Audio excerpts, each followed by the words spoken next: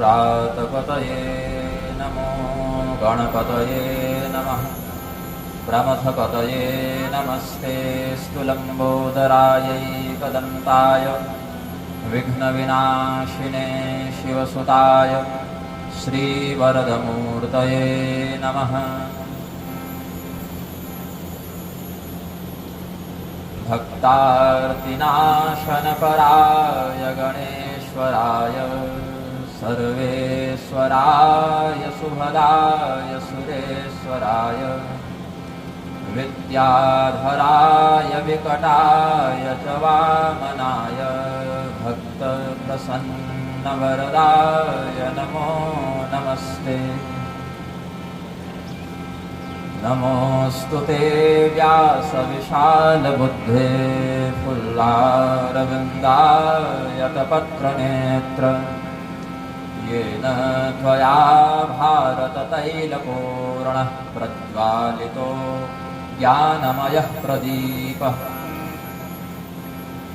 यं प्रव्रजन्तमनुपेतमपेतकृत्यं द्वैपायनो विरहकातरया जुहाव पुत्रेति तन्मयतया तरवोऽभिनेदुस्तं सर्वभूतहृदयं मुनिमानतोऽस्मि। कस्तूरिका कुङ्कुमचर्चितायै चितारजः कुञ्जविचर्चिताय कृतस्मरायै विकृतस्मराय नमः शिवायै च नमः शिवाय। श्रीमित्रेश्वरपूजिताब्जचरणा श्रीसिद्धनाथार्चितां शास्तान्तर्गतनिग्रहागमनतां पाखण्डविध्वंसिनी सत्तास्याङ्कितनिग्रहेश्वरहृदि प्राकाम्यसञ्चारिणीं सिद्धाज्ञाकुलबोधिनीं भगवतीं श्रीनिग्रहेशीं भजे।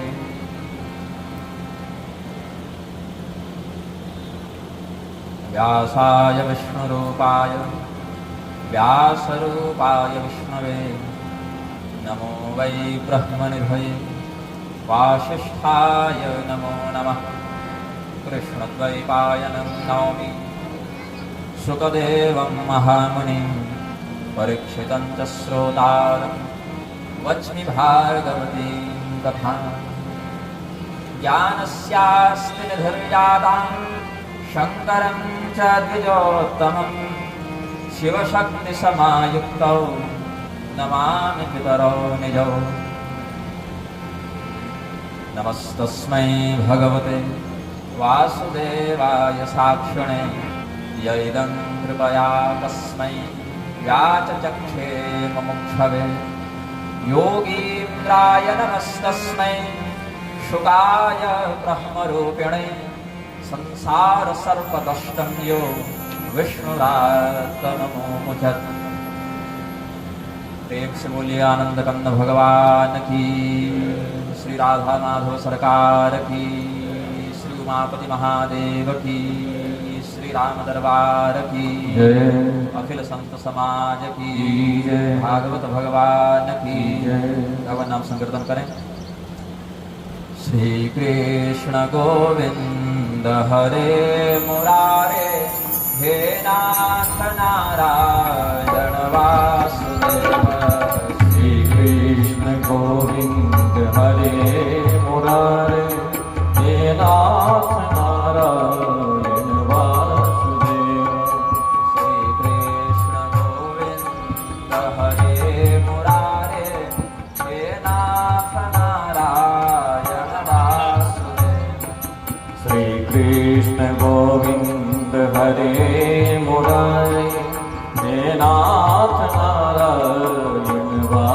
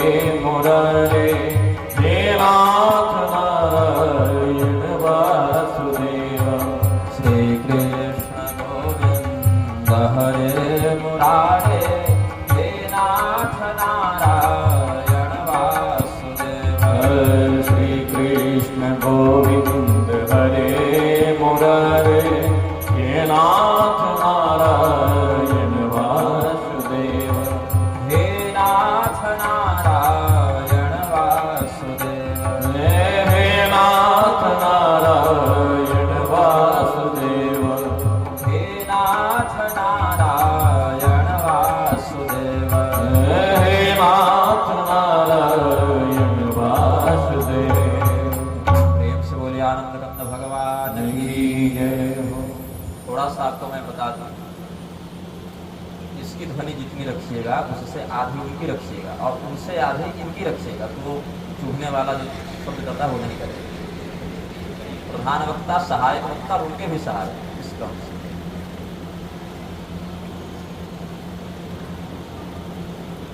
आज श्रीमद् भागवत कथा के प्रथम दिवस में हम महात्मा के प्रसंगों पर कुछ चिंतन व्यक्त करेंगे। ऐसे तो योजना कुछ और होती है और घटना कुछ और होती है, और इस कार्यक्रम में योजनाएं पाताल में थी और घटनाएं पृथ्वी पर थी। 7 लोगों का अंतर हो गया। सबसे पहले चतुर्वेदी जी ने जब संपर्क किया था तो बोले कि शिव भगवान की, महादेव जी की प्राण प्रतिष्ठा, उसमें शिव पुराण सुनना है। बात वहां से चली थी। अब जिस तारीख को उनको शिव पुराण सुनना था उस तारीख में हम व्यस्त थे। हम अपने गुरु जी के आश्रम में हिमालय गए हुए थे, वहीं से लौटना था तो वहां नहीं आ पाए। अब हमने जो तारीख दी उसमें शिव पुराण संभव नहीं था, कम समय था। तो हमने सोचा कि महादेव जी का ही एक और महनीय ग्रंथ है लिंग पुराण, उसका श्रवण कर लिया जाए। हमने वह प्रस्ताव रखा जो कि अल्पकाल के लिए पारित भी हो गया। फिर हमको सूचना मिली कि जनता को समझ में ही नहीं आ रहा है कि क्या विषय है, कैसे, तो रुचि का अभाव हो गया, तो भागवत ही सुनाइए। हमने कहा चलो ठीक है भागवत सुन लीजिए, लेकिन ये मैं क्यों बता रहा हूँ, इसीलिए बता रहा हूँ क्योंकि प्रसिद्धि जिन ग्रंथों की अधिक होती है, आवश्यक नहीं कि वही केवल श्रव्य हैं या पठ्य। तो व्यास जी ने जितने भी धर्मशास्त्रों की, धर्म ग्रंथों की रचना की है, सब समान रूप से समादरणीय है और मनुष्य के लिए समान रूप से कल्याणकारी है। बस क्या है कि इधर थोड़ा कुछ विशेष प्रसंगों में चढ़ावा ज्यादा चढ़ने लगा तो कथावाचकों ने ज्यादा ध्यान दिया, साप्ताहिक क्रम के कोर से चलने लग गए कि आइए 3 महीने में एसी रूम में बैठ के कथा करना सीख जाइए, फिर तो आप सीधे तत्ववेत्ता। तो इसीलिए कारिता कण लोहे न तथा सारस्वतः गेहे गेहे जने जने वाले विषय में घर घर भागवत के प्रति लोगों का विशेष रुझान हो जाएगा, चाहे उसके नाम पर जो हो जाए, लेकिन बैनर भागवत के नाम का ही छपेगा। तो इसलिए हमने कह दिया क्योंकि अब मैं लिंग पुराण को कहूंगा, स्वतंत्र रूप से बैठकर शिव जी के सामने ऐसे ही कैमरा ऑन करके बोलकर अपलोड कर दूंगा, कोई दूसरा सुन ले क्योंकि मन में भाव बन गया तो होगा ही। लेकिन इस योजना परिवर्तन के पीछे भी हमको भगवान की ही इच्छा लगती है। क्यों लगती है? आपके सामने अगर कोई आपकी प्रशंसा करे और आप सज्जन हैं, अब दुर्जन है तो अलग बात है, लेकिन यदि आपके समक्ष कोई आपकी प्रशंसा करे और आप सज्जन हैं तो आप अपनी प्रशंसा सुनना नहीं चाहें। लेकिन आपके प्रिय व्यक्ति की अगर कोई प्रशंसा करे तो आप बहुत ध्यान से, बहुत रुचि से उसको सुनेंगे। और भगवान महादेव के अत्यंत प्रिय हैं, मतलब प्रियतम है, उससे अधिक प्रिय कोई नहीं, भगवान नारायण। और श्रुति कहती है, वेद कहते हैं कि भगवान नारायण कौन है। विष्णु तत्व के विषय में जिज्ञासा उत्पन्न होने पर श्रुति ने उत्तर दिया, रुद्र हृदयोपनिषद ने उत्तर दिया, उमा शंकर योगो यस्य योगो विष्णु उच्यते। भगवान महादेव और भगवती गौरी पार्वती जब एक हो जाते हैं, अलग अलग हैं तो गौरी शंकर हो गए, शिव पार्वती हो गए, लेकिन अगर अभिन्न हो गए तो उसी योग को विष्णु कहा जाता है। तो इसीलिए भगवान नारायण ही गौरी रूप से भगवान महादेव के अर्धांग में विराजते हैं, इसीलिए अर्धनारीश्वर में भी हरिहर का दर्शन हो जाता है। और इसी भाव को श्रीमद् भागवत के 12वें स्कंद के 11वें अध्याय के 34वें श्लोक में मार्कंडेय जी जब महादेव जी से वरदान मांगते हैं तो कहते हैं, वरमेकं वृणेथापि पूर्णाकामाभिवर्षणात् भगवत्यच्युतां भक्तिं तत्परेषु तथा त्वयि। हे महादेव जी, यद्यपि हमारे मन में किसी विषय की इच्छा तो नहीं है, और अगर कदाचित किसी विषय की इच्छा होती भी, यद्दर्शनात् पूर्णकाम सत्यकाम पुमान भवेत्, जिस परमात्मा के दर्शन से बहुकाम व्यक्ति भी पूर्ण काम हो जाता है, समस्त कामनाएं पूरी हो जाते हैं, ऐसे महादेव जी का दर्शन पाकर अब हमारे मन में कोई इच्छा बच भी नहीं सकती। फिर भी आपके आदेश का सम्मान करते हुए हम यही वरदान मांगते हैं, आप में, भगवान नारायण में और आप दोनों के भक्तों में हमारा एक समान भाव हो और कभी हमारी बुद्धि भेद के चक्कर में, तुलना के चक्कर में न पड़े। तो महादेव जी के अत्यंत प्रिय भगवान नारायण और भगवान नारायण का अत्यंत प्रिय भागवत धर्मशास्त्र, भागवत महापुराण। महादेव जी की यह इच्छा अवश्य होगी कि हमारे विषय में हमको मत सुनाओ, हमारे आराध्य के विषय में, हमारे प्रिय के विषय में। अच्छा, आराध्य भी हैं और उपासक भी हैं, दोनों संबंध हैं। भगवान महादेव और भगवान नारायण में एक दूसरे के प्रति सख्य भाव भी है, स्वामी भाव भी है, सेवक भाव भी है। गोस्वामी जी ने इसको श्री रामचरितमानस में व्यक्त भी किया है। सेवक, स्वामी और सखा, तीनों भाव एक दूसरे के प्रति रखते हैं। तो निम्नगानाम यथा गंगा, देवानामच्युतो यथा, वैष्णवानाम यथा शंभु, पुराणानामिदं तथा। जिस प्रकार से तीर्थ नदियों में गंगा की महिमा बताई गई है, देवताओं में भगवान नारायण की महिमा बताई गई है, उसी प्रकार से भगवान नारायण के भक्तों में सर्वोच्च वैष्णव के रूप में हम भगवान महादेव का स्मरण करते हैं। और जो वैष्णव होगा वो भगवान की कथा के इतर कुछ सुनना पसंद नहीं करेगा, उसका मन विष्णु तत्व से इतर तत्वों में नहीं लगता है। इसलिए भगवान महादेव की इच्छा प्रेरणा से अब हम लोग एक ऐसे अद्भुत कार्यक्रम में सम्मिलित हुए हैं जहाँ प्रतिष्ठा भगवान महादेव की हो रही है। परम वैष्णव भगवान महादेव की प्रतिष्ठा रामानुजी वैष्णव करवा रहे हैं। और जो भगवती के साथ मिलकर भगवान महादेव विष्णु तत्व का स्वरूप धारण कर लेते हैं, उन्हीं भगवती के उपासक के द्वारा श्रीमद् भागवत की कथा की जा रही है। तो भगवान महादेव की प्रतिष्ठा में रामानुजी वैष्णवों के द्वारा प्रतिष्ठा के कर्मकांड का संपादन और शाक्य के द्वारा भगवान महिमा का, विष्णु तत्व का वाचन, ये भी एक बड़ा दुर्लभ और अद्भुत संयोग हमको अनुभव में आया। कुछ विशेष बातें बता देता हूँ, संक्षेप में बताऊंगा, सारभूत बात बताऊंगा। जो भी कथा स्थल पर आए पवित्रता की अपने जो सामर्थ्य विवेक है उसकी सीमा पर समझ कर आवे।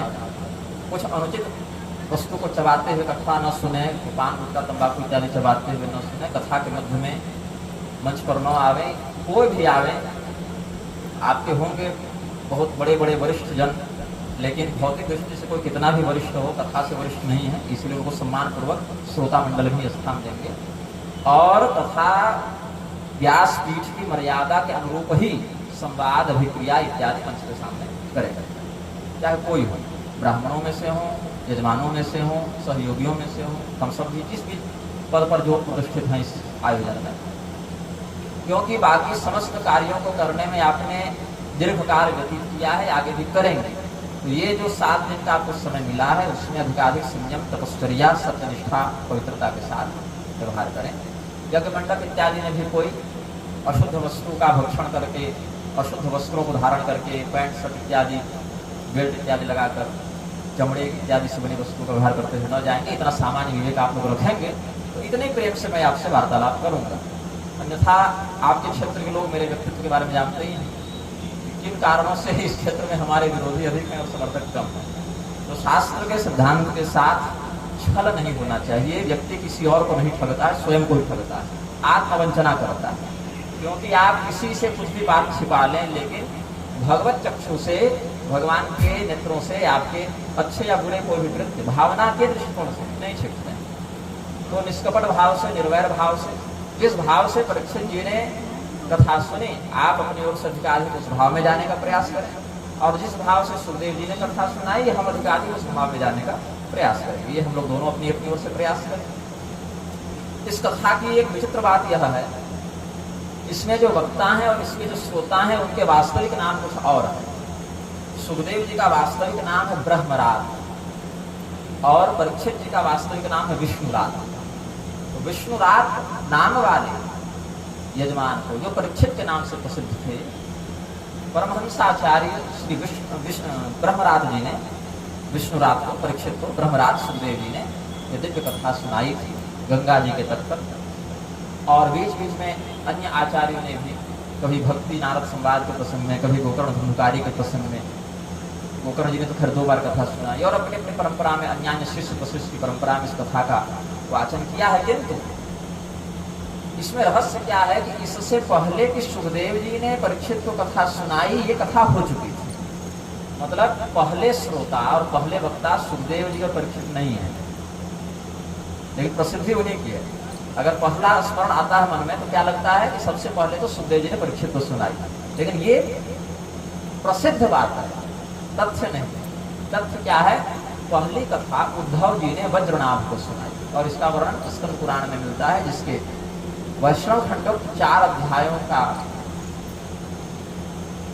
सम्मेलन करके गीता प्रेस ने प्रकाशित किया। मूल प्रति में भी मिलता है और यहाँ भी प्रकाशित कर दिया है विद्वानों की सुलभता के लिए।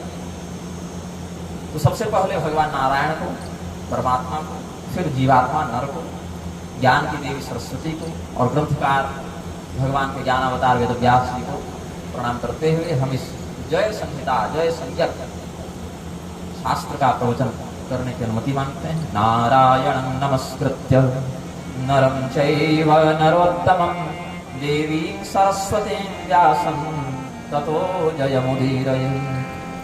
श्री सच्चिदानंद घन स्वरूपिणे कृष्णाय चानंत सुखाभिवर्षिणे विश्वोद्भवस्थान निरोध हेतवे नमो वयं भक्तिरसाक्तये निशम्।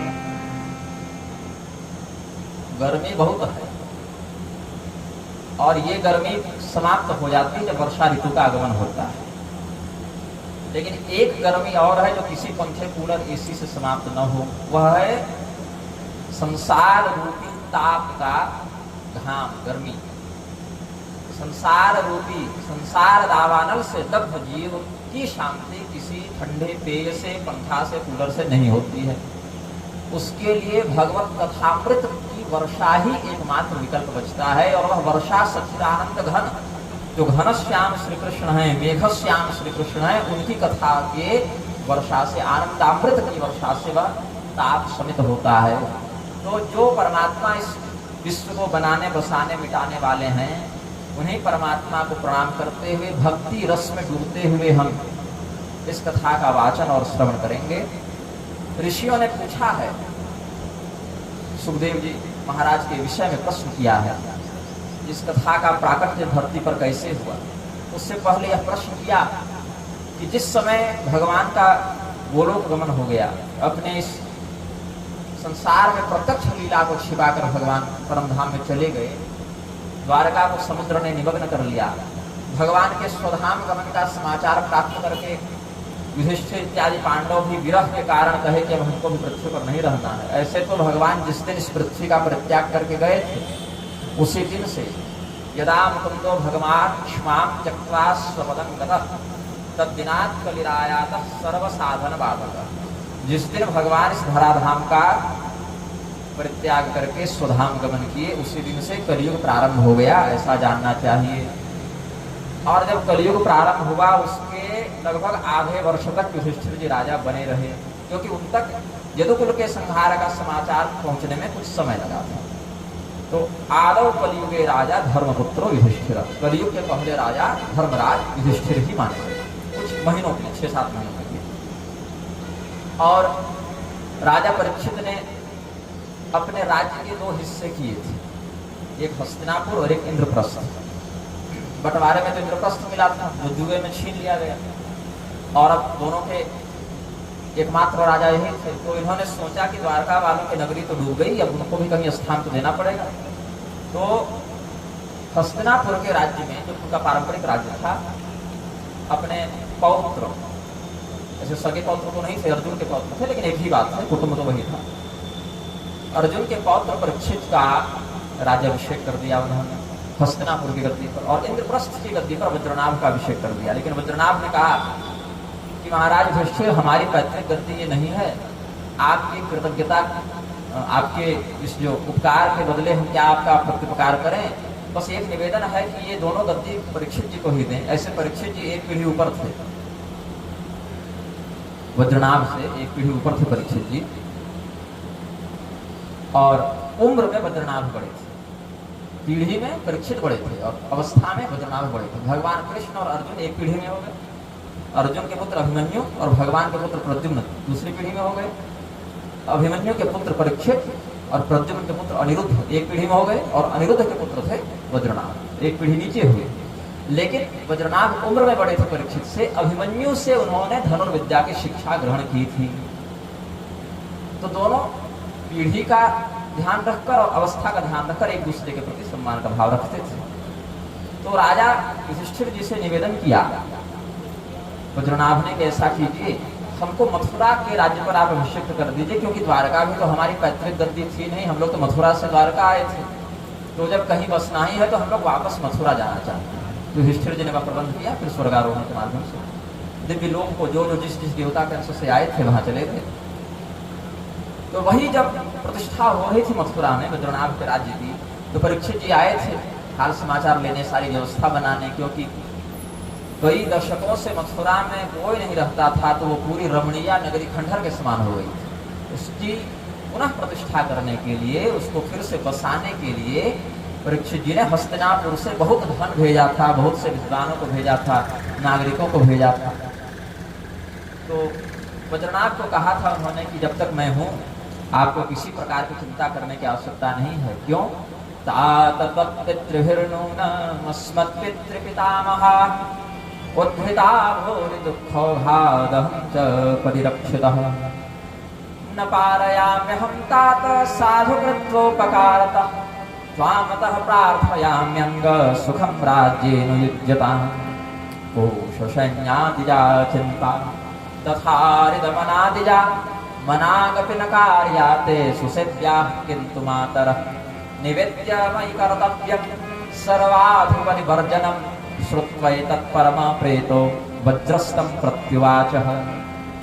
परीक्षित जी ने कहा कि आपको किसी बात की चिंता नहीं करनी है। खजाना कैसे भरेगा, सेना की क्या स्थिति रहेगी, कहाँ से कितना कर लेना है, कोई शत्रु आक्रमण कर दे तो कैसे व्यवस्था करनी, सारी चिंता हम पर छोड़ दीजिए। आप केवल एक काम कीजिए, भगवान के स्वधाम गमन के कारण उनकी जो पत्नियां, उनकी कुलवधुएं जो विरहातुरा हैं, उनका ध्यान रखिए, उनको किसी प्रकार की कमी न हो, उनको चिंता न हो। आप बस कुटुंब संभालिए, परिवार संभालिए, राज्य की चिंता हम पर छोड़ दीजिए। वज्रनाभ ने कहा क्यों इतनी बड़ी जिम्मेदारी क्यों उठा रहे हैं? क्योंकि आपके पूर्वजों के द्वारा हमारे पूर्वजों की कदम कदम पर सहायता और रक्षा की गई थी। यहाँ तक अहम च परिरक्षित, हम भी तो ब्रह्मास्त्र से मर ही गए थे। आज हम इस शरीर में हैं, इतने समर्थ हैं, तो इसमें आपके पूर्वजों की ही कृपा है, भगवान की ही कृपा है। इसीलिए हमको भी अवसर मिलना चाहिए कि आपके कुल के लिए हम कुछ करें।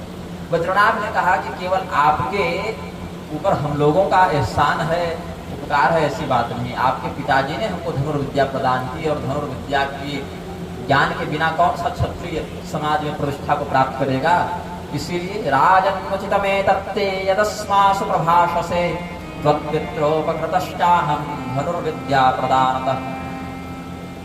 आप जो औदार्य दिखा रहे हैं, इतना सुंदर जो आप प्रस्ताव रख रहे हैं, इतना जो सज्जनता वाला व्यवहार कर रहे हैं, ये बिल्कुल उचित है। महापुरुषों का ऐसा ही स्वभाव होता है कि अपनी चिंता को तो अपने ऊपर रखो, मित्र की चिंता भी स्वयं ग्रहण कर लो। तो आपके पिताजी अभिमन्यु जी के द्वारा हमको भी धनुर्विद्या की शिक्षा दी गई थी, इसीलिए हमारे ऊपर भी आपके पूर्वजों का उपकार है। एक ही चिंता मेरे अंदर ये है कि ये मथुरा नगरी में जो दिव्य दिव्य तीर्थ, वृंदावन, मथुरा, ये सब जो सुनते थे, गोप रहते हैं, गोपियाँ रहती हैं, सुंदर सुंदर कुंड थे, भगवान की लीला के धाम थे, ये सब कहाँ चले गए? लोग कहाँ चले गए? यहाँ की प्रजा कहाँ चली गई? यहाँ की जो मूल प्रजा है, दिव्य प्रजा है, वो हमको दिखती नहीं है कहीं। परीक्षित जी को भी नहीं पता था, तो उन्होंने शांडिल्य मुनि को बुलाया। शांडिल्य मुनि ने आकर कहा कि सुनो वज्रनाभ और सुनो परीक्षित, ये जो ब्रज मंडल है, ब्रज भूमि है, इसका नाम ब्रज क्यों पड़ा? इसी नामकरण में इस स्थान में घटित होने वाली घटनाओं का रहस्य है। श्रोतम दत्त चित्तों में रहस्यम ब्रज भूमिजम व्रजनम व्याप्तिरित्युक्त्या व्यापनात् ब्रज उच्यते गुणातीतं परम ब्रह्म व्यापकं ब्रज उच्यते सदानंदं परम ज्योतिर्मुक्तानां पदमव्ययम्। संपूर्ण स्थानों पर विचरण करने वाले तत्व को, व्याप्त रहने वाले तत्व को ब्रज कहते हैं। तो मतलब ब्रज कौन है? परमात्मा ही ब्रज हो गए, क्योंकि सर्वव्यापी वही हैं। परमात्मा का नाम है ब्रज। व्रजनम व्याप्तिरित्युक्त्या व्यापनात् ब्रज उच्यते। जो निर्गुण परमात्मा है, गुणातीत परब्रह्म है, गुणातीतम परम ब्रह्म व्यापकम व्रज उच्यते। जो गुणातीत निर्गुण परमात्मा है वही अपनी व्याप्ति के कारण व्रज कहलाता है, और वही परमात्मा जब सगुण रूप धारण करके यहाँ आता है, यहाँ व्याप्त हो जाता है, इस भूमंडल के तीर्थ विशेष को भी हम ब्रजमंडल कह देते हैं भगवान का नित्य सानिध्य होने से। और भगवान जब यहाँ पर आते हैं स्वयं तो परमात्मा है, यहाँ देह स्थित हो गए, एक शरीर भगवान का प्रकट हुआ। उस शरीर में यद्यपि किसी प्रकार का भौतिक पार्थिव विनियोग नहीं है, लेकिन फिर भी दिखता है भगवान का एक हाथ है, पैर है। एक हाथ मतलब जो एक नहीं, इसको संख्यात्मक नहीं गिनेंगे, वाक शैली में समझेंगे। भगवान के शरीर में भी इच्छानुसार कभी चतुर्भुज, कभी द्विभुज, कभी सहस्त्रभुज, जो उनकी लीला में उपयुक्त हो उस प्रकार से एक शरीर के अंगों की रचना प्रकट हो जाती है, और आवश्यकता नहीं होने पर भगवान छिपा भी लेते हैं।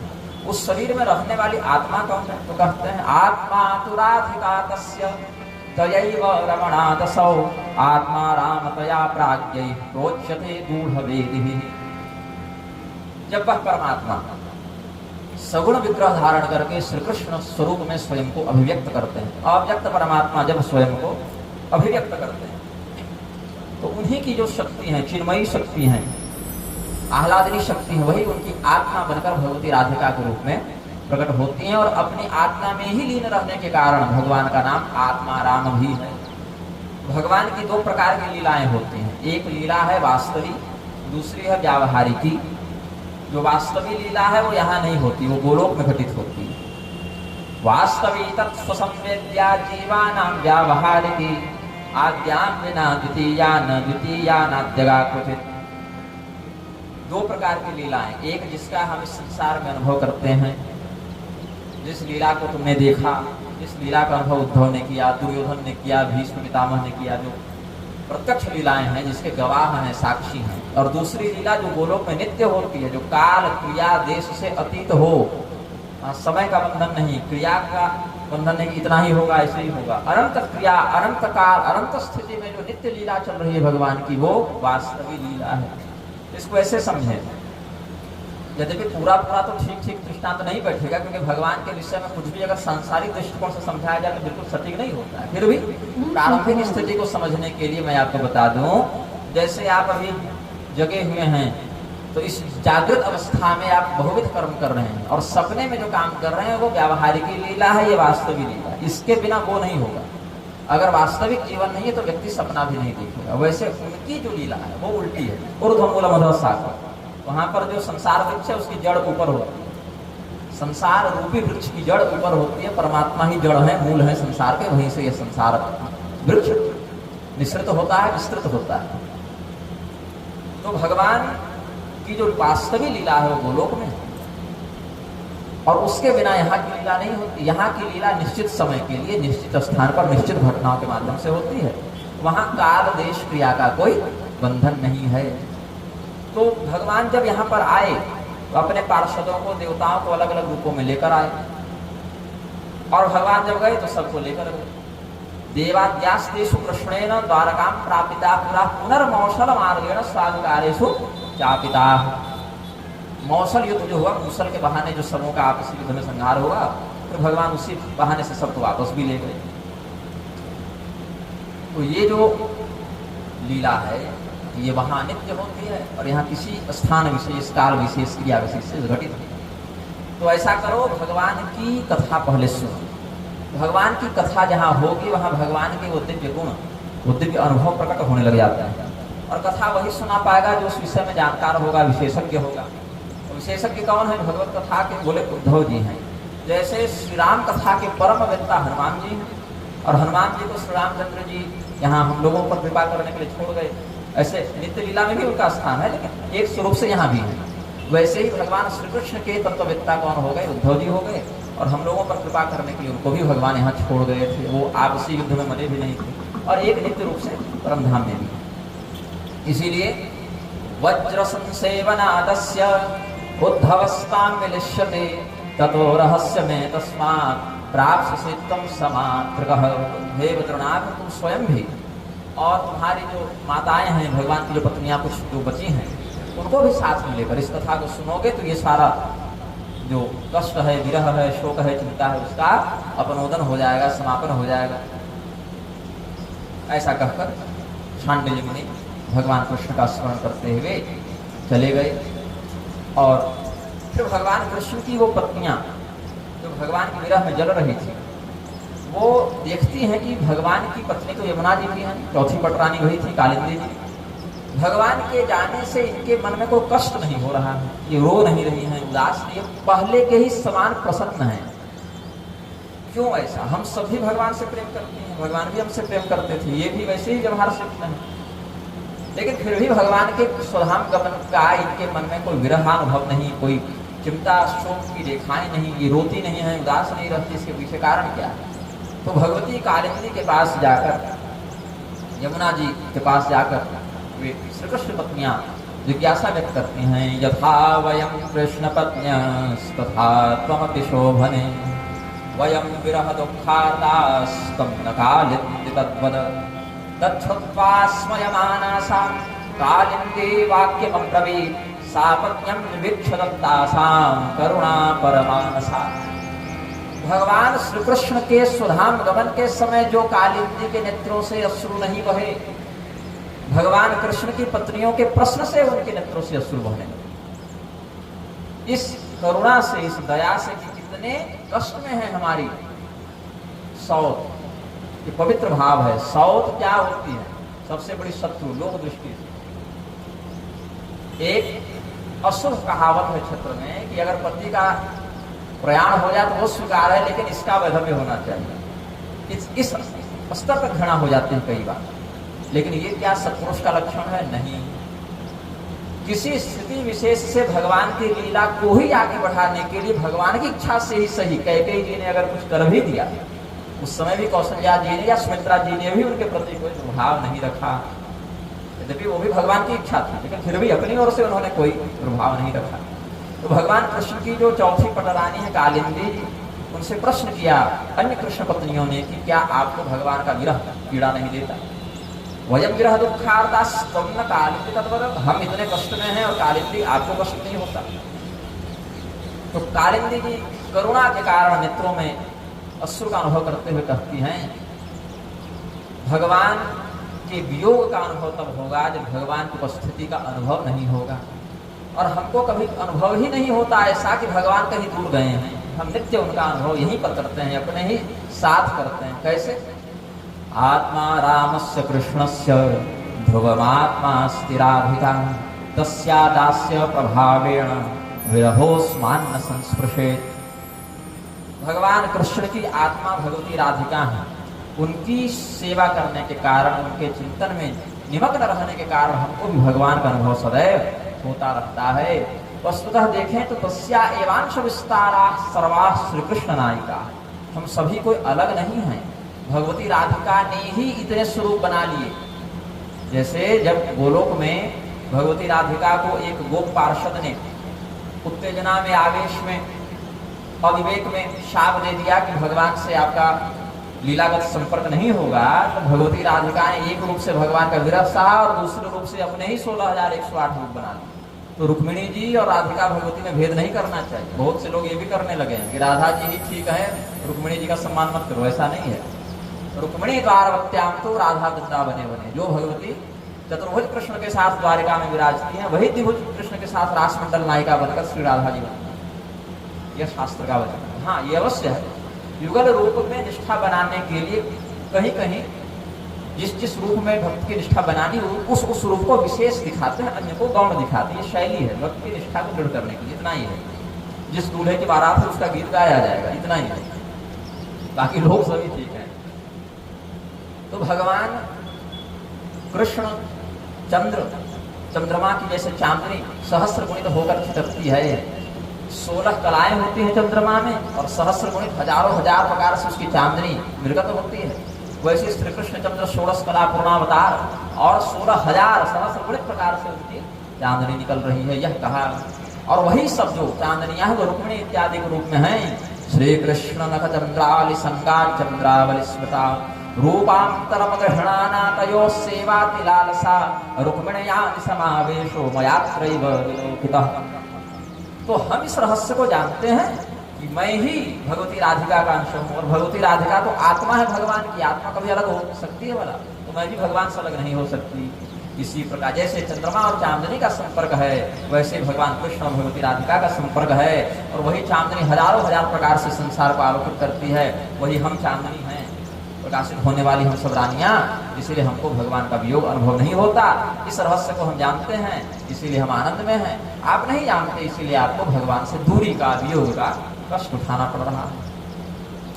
तब भगवान के इस रहस्य को जानकर भगवत चरणारविंद में निष्ठा रखने वाली और सब कृष्ण पत्नियां भगवान श्री कृष्ण भगवती राधिका को उसी षोडश कलात्मक विग्रह का ध्यान करती हैं और उनके विग्रह का समापन होता है।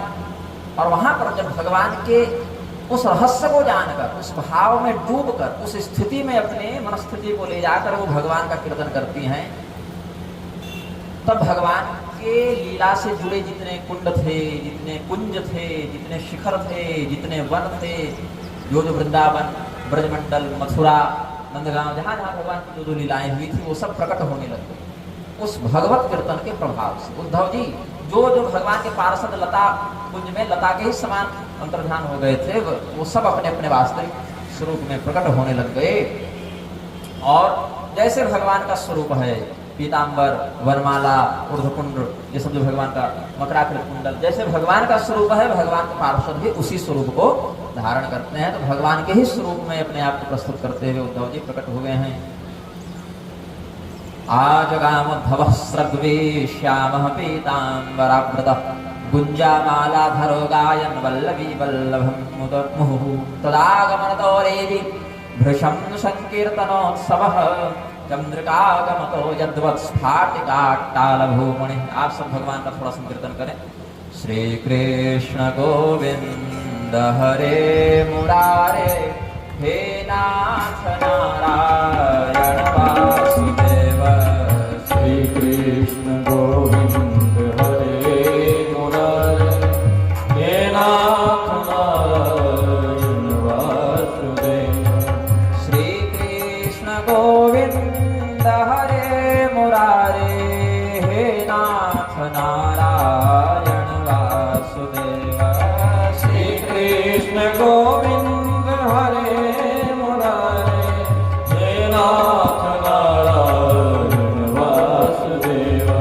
श्री कृष्ण गोविंद हरे मुरारे, हे नाथ नारायण वासुदेव। श्री कृष्ण गोविंद हरे मुरारे, हे नाथ नारायण वासुदेव। हे नाथ नारायण वासुदेव। प्रेम से बोले आनंद कंद भगवान की जय हो। क्षणेनागत विज्ञान दृष्ट्वा श्रीकृष्ण रूपिणम् उद्धवं पूजयान् चक्रुः प्रतिलब्ध मनोरथा। अथोद्धवस्तुतां दृष्ट्वा कृष्ण कीर्तन तत्परान् सत्कृत्याथ परिस्वज्य परीक्षितमुवाच। उद्धव जी को साक्षात श्री कृष्ण रूप में देखकर सबको ऐसा ही लगा जैसे भगवान का वियोग कभी हुआ ही नहीं था, भगवान तो सदैव से ही थे। उस भाव में जाकर भगवत कीर्तन करके और श्री कृष्ण रूप में उद्धव जी का दर्शन करके सबको लगा हमारे मनोरथ पूर्ण हो गए, भगवान पुनः हमारे पास आ गए। उद्धव ने भी उन सभी भक्तों को भगवत कीर्तन में तत्पर देखकर बड़ा सम्मान किया। उद्धव जी ने परीक्षित जी को सम्मान पूर्वक अभिवादन करते हुए कहा कि महाराज परीक्षित, आप धन्य हैं जो भगवान के इतर आपकी बुद्धि कहीं नहीं जाती। भगवान के कीर्तन करने कराने में सदैव आप अग्रणी रहते हैं। भगवान कृष्ण की भक्ति के कारण आप पूर्ण काम है, कोई इच्छा ही नहीं है जीवन में कि ये मिल जाता वो मिल जाता, कुछ मनोरथ ही शेष नहीं रहा, पूर्ण मनोरथ हो गया आपका। और आप जिस वज्रनाभ पर कृपा करके यहाँ पर आए हैं उनको भी कोई सामान्य व्यक्ति नहीं समझिएगा। शांडिल्य मुनि ने जैसे बताया कि अलग अलग देवी देवता भगवान के पार्षद ही यहाँ गोप गोपी ये सब के रूप में आए थे, भगवान की लीला में सहयोग करके फिर अपने अपने धाम को चले गए। वज्रनाभ भी उसी श्रेणी के हैं। तो ये वज्रनाभ कौन है? श्री कृष्णस्य मनश्चंद्रो राधास्य प्रभयान्वितः तद विहार वनंगोभिर्मंडयन् रोचते सदा। कृष्णचंद्र सदा पूर्ण तस्य षोडशया कला चित्सहस्र प्रभा भिन्ना अत्रास्ते तत्स्वरूपता। भगवान श्री कृष्ण का जो मन है वह चंद्रमा है, भगवती राधिका ही चांदनी है। और यह श्री कृष्ण रूपी चंद्रमा कभी घटता बढ़ता नहीं है, ये सदैव पूर्ण बना रहता है। श्री कृष्ण चंद्र सदा पूर्णस्तस्य षोडशया कला। और ये जो हजारों 16,000 से भी अधिक जो रानी आपको दिखती थी, ये सब भगवान की उसी श्री राधा रूपी चंद्रिका के विस्तार हैं। और ये जो वज्रनाभ है ये भी सामान्य नहीं, इनकी अलग विचित्र सेवा है। एवं वज्रस्तु राजेन्द्र प्रपन्न भय भंजकः श्रीकृष्ण दक्षिणे पादे स्थान में तस्य वर्तते अवतारित्र कृष्णेन योगमायाति भाविता तद्बलेनात्म विस्मृत्या सीदं चेतेन संशयः। ये बद्रनाभ की सेवा क्या है? भगवान के गोलोक में भगवान के दाहिने चरण की सेवा करने का इनका प्रभाव है, वहीं इनकी सेवा लगी है, नियुक्ति वहीं है। भगवान श्री कृष्ण के आसनस्थ होने पर उनके दाहिने चरण को दबाने का, पैर पखारने का, या जो भी अलग अलग सेवा है दाहिने चरण से संबंधित, या वहां पर बैठने का जो सौभाग्य है वह बद्रनाभ को प्राप्त है। बोले तो इतना रो क्यों रहे थे? बोले भूल गए। योग मायाति भाविता तद्बले नात्म विस्मृत्या सीदं चेतेन संशयः। भगवान की माया ने लीला को मधुर बनाने के लिए हर प्रकार के रस हैं, 9 रस हैं। शांत रस को कई बार रसों में नहीं गिना गया है, क्योंकि शांत तो नित्यावस्था, किसी भावना के अभाव में व्यक्ति शांत रहता है।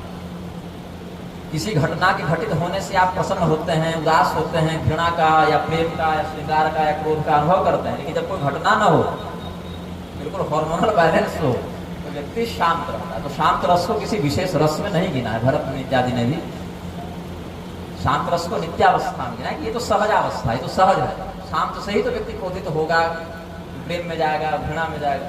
तो अलग अलग जो रस हैं भगवान की लीला में, उनको दिखाने के लिए ये सब विरह इत्यादि को भगवान प्रदर्शित करते हैं। और इसको माया के माध्यम से अपने भक्त को, जो जनमोहिनी माया है, वल्लभाचार्य जी ने त्रिविध माया का वर्णन किया है, जनमोहिनी, आत्ममोहिनी, विश्वमोहिनी, ये सब माया के प्रकार हैं जो प्रसंगानुरूप आगे बताएंगे। उसमें जो जनमोहिनी माया है वो अपने भक्तों को व्याप्त करवाता है, ताकि वो भूल जाए कि वो कौन है।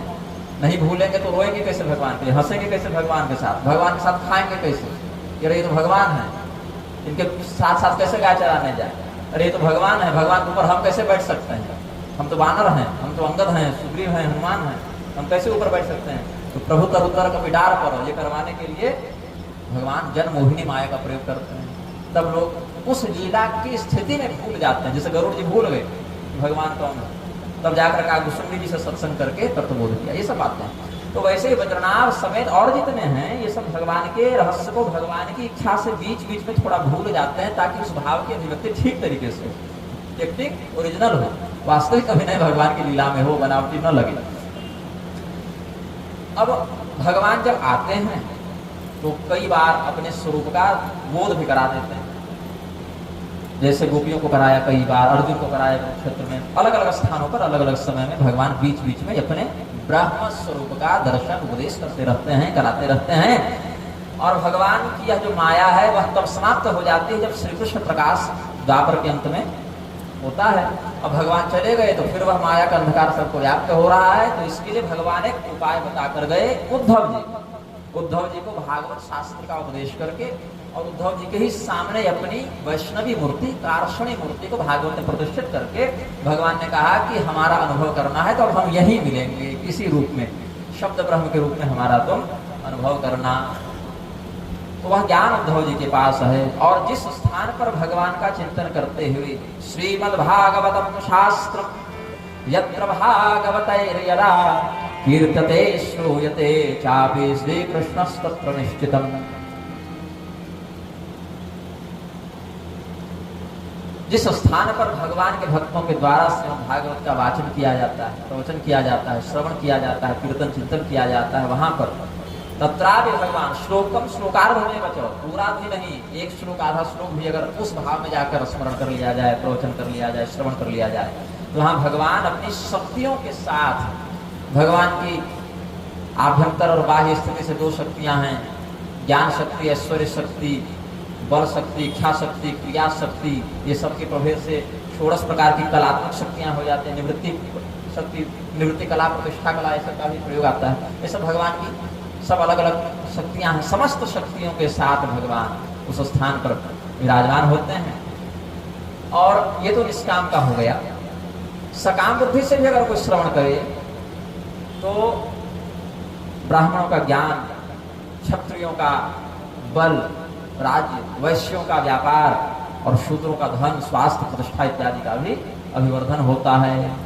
योषिताम परेषां च सर्ववांछित पूर्णम, स्त्रियों को भी सर्वविध कामनाओं की पूर्ति होती है। उद्धव जी ने बताया कि भगवान ने तो हमको भागवत तत्व का उपदेश कर ही दिया था, लेकिन गुरु परंपरा से भी हमने पढ़ा। वो शेषनाग वाली परंपरा में आते हैं, फिर सांख्यायन जी ने बृहस्पति को दिया था, बृहस्पति जी के शिष्य हैं उद्धव जी, तो वहां से इनको मिला। मैत्रेय जी भी इनकी गुरु परंपरा में शाखा से अलग हो जाते हैं। तो त्रिदेवों के द्वारा भी, ब्रह्मा विष्णु महेश के द्वारा भी अपने अपने लोकों में भागवत की कथा बोलने सुनने की परंपरा है। स्वर्ग सत्यज कैलाश वैकुंठे नास्त्यजम बसह वाली जो बात है कि स्वर्ग में नहीं, ब्रह्मलोक में नहीं, कैलाश में नहीं, वैकुंठ में नहीं, ये कथा यहीं पर केवल पृथ्वी पर है। उसका अर्थ ये है कि वहां पर इस कथा को सुनने वाले लोग जिस भाव और जिस रस से सुनते हैं वो यहाँ पर नहीं है और यहाँ वाले वहां नहीं। क्यों? क्योंकि वहां के लोग जो हैं उनको किसी प्रकार की आधी व्याधि, भूख प्यास, बुढ़ापा, ठंडा गर्मी इत्यादि का अनुभव नहीं होता है।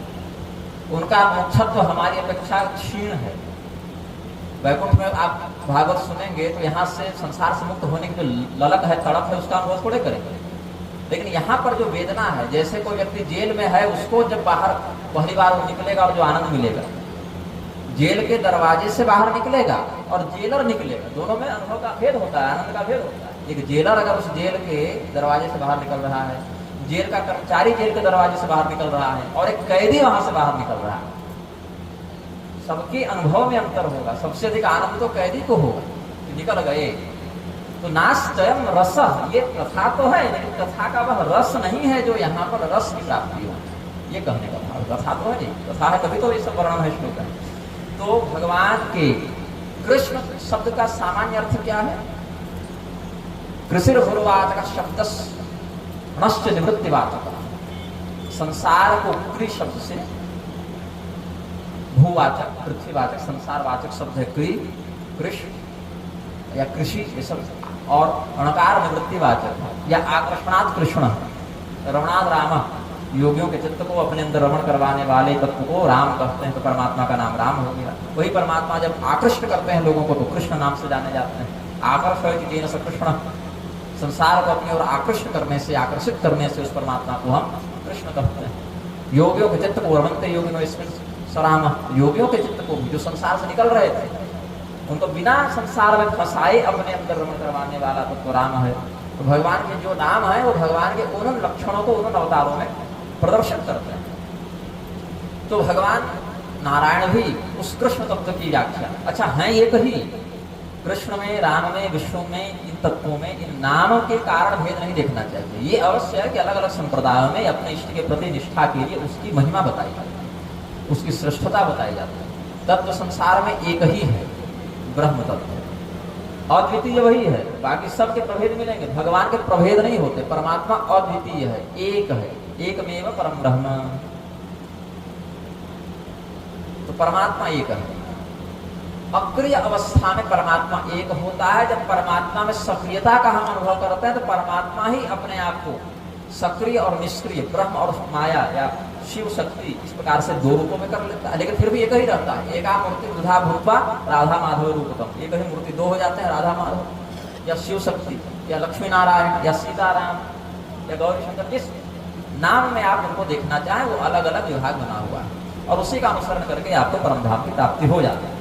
इसमें अपने इष्ट में निष्ठा बनाने के लिए उस स्वरूप को प्रधान और शेष को उनके अंग में गिनते हैं। जैसे किसी की निष्ठा श्री राधा कृष्ण में है तो शास्त्रों में ऐसे वचनों का उसको उपदेश करना चाहिए जिसमें श्री राधा कृष्ण की प्रधानता, श्रेष्ठता का वर्णन हो और अन्य समस्त देवताओं को उनके ही अंश में सम्मिलित बताया गया हो। जहाँ जिसकी निष्ठा गौरी शंकर भगवान में है वहां पर उस प्रकार से वर्णन करके शिव पुराण, लिंग पुराण, स्कंद पुराण, पराशर पुराण, ये सब क्या, सौर पुराण, ये सब के माध्यम से उसको शिव तत्व का उपदेश करके फिर अन्य समस्त विष्णु, नृसिंह, दुर्गादि रूपों को भगवान शिव के अंतर्गत प्रतिष्ठित करके उपदेश किया जाता है। जहाँ भगवान विष्णु के प्रति भक्त की निष्ठा है वहाँ भगवान विष्णु को ही सर्वतोभावेन परब्रह्म बताकर अन्य को जीवत्वेन वहाँ पर उपदिष्ट करते हैं। ये संप्रदाय का वैशिष्ट्य है। इसमें ध्यान केवल ये होना चाहिए कि अन्य के प्रति निंदा, तिरस्कार, द्वेष, हेय भाव नहीं होना चाहिए। शैव और वैष्णव या शाक्त एक दूसरे को देखकर वैसे ही आह्लादित होने चाहिए जैसे भगवान नारायण और शिव जी एक दूसरे को देखकर प्रसन्न और आह्लादित होते हैं, तब ना निष्ठा बढ़ रही है। आपके इष्ट आपस में गले मिल रहे हैं और इधर लाठी जल रही है। एक के भी ठीक सम्मान से दोनों संतुष्ट होते हैं और एक के भी कुटिल अपमान से दोनों पुष्ट हो जाते हैं, संतुष्ट हो जाते हैं, क्योंकि हमारी दृष्टिकोण से वहां दो दिख रहे हैं। अभी आप सूर्य या चंद्रमा की ओर देखें और आंख में उंगली दबा दे तो वो दो दिखने लगेगा, तो दो हो नहीं जाएगा। वैसे ही भगवान नारायण महादेव दो हैं नहीं, वो अविद्या का जो बंधन है, माया का जो विक्षेप है, उसके कारण उनका द्वित्व प्रतीत होता है। जब ये अविद्या का जो मोह है वो समाप्त होगा तब वो तात्विक दर्शन होगा, जो मार्कंडेय जी को हो गया, जो वशिष्ठ जी को हो गया, जो वेदव्यास जी को हो गया। वेदव्यास जी, वशिष्ठ जी, मार्कंडेय जी, दधीची जी जिस स्तर पर स्थित है वहां से उनको जो परमात्मा दिख रहे हैं जिस रूप में, वो हमको थोड़ी दिखेंगे, आपको थोड़ी दिखेंगे। जहां पर सड़क मुड़ी, जब तक उस मोड़ तक आप नहीं पहुंचेंगे तो आगे का मार्ग कैसे दिखेगा। तो जिस स्थान पर वेदव्यास जी की प्रज्ञा है, जिस स्थान पर मार्कंडेय जी की, दधीची जी की, पराशर जी की प्रज्ञा है, वहां से वो जब परमात्मा का चिंतन करते हैं तो उनका क्या अनुभव रहेगा। अब कहें कि हम भी वही अनुभव प्राप्त करें, संभव नहीं है। तो हम पर कृपा करने के लिए ऋषियों ने शास्त्र का उपदेश कर दिया, ग्रंथ बता दिए कि ये सब पढ़ लो, इस परंपरा से इस प्रकार से समझ लो। उसमें भी अगर व्यक्ति नहीं समझेगा तो फिर आप फंसे रहने के लिए स्वतंत्र हैं। आपके गाली दे देने से न वो गिर जाएंगे, ना आपके दो माला अधिक कर देने से वो ज्यादा बढ़ जाएंगे। उनमें प्रशंसा या निंदा से विकार नहीं होता है। ध्रुव जी ने भगवान की आराधना की, ध्रुव जी का परमधाम हुआ, उससे भगवान बड़े नहीं हो गए, ध्रुव जी की ही सदगति हुई। दक्ष प्रजापति ने अपमान किया तो उन्हीं का माथा कटा, उससे शिव जी छोटे नहीं हो गए। परमात्मा पर आपकी क्रिया का प्रभाव नहीं पड़ता है। परमात्मा तो क्लेश कर्म विपाका शरीर अपरामृष्ट पुरुष विशेष ईश्वर। क्लेश कर्म विपाक से अपर अमृष्ट तब तक ईश्वर होता है, उस पर आपकी छोड़िए अपनी क्रिया का भी प्रभाव नहीं पड़ता है। अपनी क्रिया का प्रभाव अगर परमात्मा पर पड़ने लगे तो परमात्मा प्रारब्ध में बंध जाएगा, तो बंधा हुआ तब तो दूसरे को मुक्त ही नहीं कर सकता है। तो भगवान नारायण यहाँ पर श्रीमद् भागवत का उपदेश करते हैं तो 1 महीने तक स्वयं कथा कहते हैं वैकुंठ में, और फिर लक्ष्मी जी से वही कथा फिर सुनते हैं। इससे स्त्री कथावाचक सिद्ध नहीं होता है। जैसे पति पत्नी आपस में सत्संग करते हैं और बच्चे सुनते हैं। अब ये भी दृश्य घरों में दुर्लभ हो गया, लेकिन होना चाहिए कि माता पिता बैठकर कुछ भजन भाव कर रहे हैं और बच्चे उससे प्रेरणा ले रहे हैं। हमारे घर में तो खैर अभी होता है और हमारी इच्छा है कि और भी घरों में देखूं, लेकिन बहुत कम घर ऐसे देखने को मिलते हैं। शूद्र वर्ण में कहीं कहीं दिख भी जा रहे हैं, ब्राह्मणों में विशेष हानि देखने को मिल रही है। कहीं कहीं शूद्र वर्ण के जो सनातनी है उनमें कहीं कहीं अभी भी हर दिन सुबह शाम को भजन की परंपरा देख लेता हूँ, लेकिन ब्राह्मणों में तो विशेष करके लोग हो गया है। अच्छा बताइए, बुरा लगेगा तो सुधार कीजिएगा, क्योंकि अगर बुरा लगने लायक काम कीजिए, अगर बुरा लगेगा इसमें हम अपने ओर कुछ नहीं कर सकते हैं। आज जो हम रथ पर बैठ के आप हमको घुमाए, ये क्यों किया? हमने तो कहा नहीं था, कभी नहीं कहा, कहीं नहीं कहा। आपको लगा सम्मान करना चाहिए तो आपने किया, संस्कार वसार। लेकिन तिलक लगाकर कितने लोग थे जो मेरा स्वागत कर, जो हमको टीका चेपे जा रहे हैं, मैं स्वयं कितने लोग तिलक लगाए थे? तिलक लगाना चाहिए, ये पता है आपको। इसका अर्थ है तिलक क्या है, कहाँ लगाना चाहिए। गाल में नहीं लगा रहे हैं, पीठ में नहीं लगा रहे हैं, ललाट में नहीं लगा रहे हैं, तो पता है तिलक नाम का कोई तत्व अस्तित्व में है धरती पर और यही लगाना चाहिए। ऐसे द्वादश तिलक भी है, सामान्यतः प्रधान है ललाट, तो स्वयं क्यों पालन नहीं कर रहे? करना चाहिए ना। कहीं शादी पार्टी में जाते हैं तो सच समझ के जाते हैं। चलो गर्मी में पसीने से बह गया होगा, ये भी कोई कहें तो उसका निवारण कर देता हूँ। गर्मी में पसीने में बह गया तो कहीं शादी पार्टी में जाते हैं, किसी उत्सव में जाते हैं तो सज धज के जाते हैं, तो विशेष अवसर पर तो विशेष तैयार होना चाहिए। तो ये सब ध्यान रखें। एक सज्जन तो कुछ अभक्ष भक्षण चबाते हुए ही आ गए थे, तो हमने विनम्रतापूर्वक उनको मना किया कि भाई आपका मुख अशुद्ध है, आप इस प्रकार से अभक्ष का भक्षण करते हुए अगर व्यास पूजन करेंगे तो इससे दोनों को दोष लगेगा। तो आप अपना जो भेंट माला इत्यादि वो रखते हैं, वो मान के गए बात को। तो ये सब छोटी छोटी बातें भी आपको अगर बतानी पड़ेगी इस अवस्था में, तो कल्याण कैसे होगा ये पूछना है। भागवत पहली बार तो सुन नहीं रहे होंगे, बहुत बार सुने होंगे, टीवी पर भी सुने होंगे, सामने भी सुने होंगे। धुंधकारी उतना कुकर्मी होकर मुक्त हो गया, हम लोग क्यों फंसे हैं? क्या भागवत में कमी है? क्या हमारे अंदर कमी है कि भगवान का ही पावर चला? क्या चिंतन करना पड़ेगा। तो कारण क्या है? कारण है उस सत्संगति से प्राप्त होने वाले फल का जो राग होना चाहिए, वो क्यों कम हो रहा है, उस निष्ठा का अभाव है। छोटी छोटी बातें भी अगर बतानी पड़ेंगी इस अवस्था में, 5-6 साल का बच्चा हो तो समझ में आता है, लेकिन विप्रकुलों में भी अगर इस प्रकार का इस अवस्था में बताना पड़े तो मुझे बुरा लगता है, और मुझे बुरा लगता है फिर आपको भी बुरा लगेगा।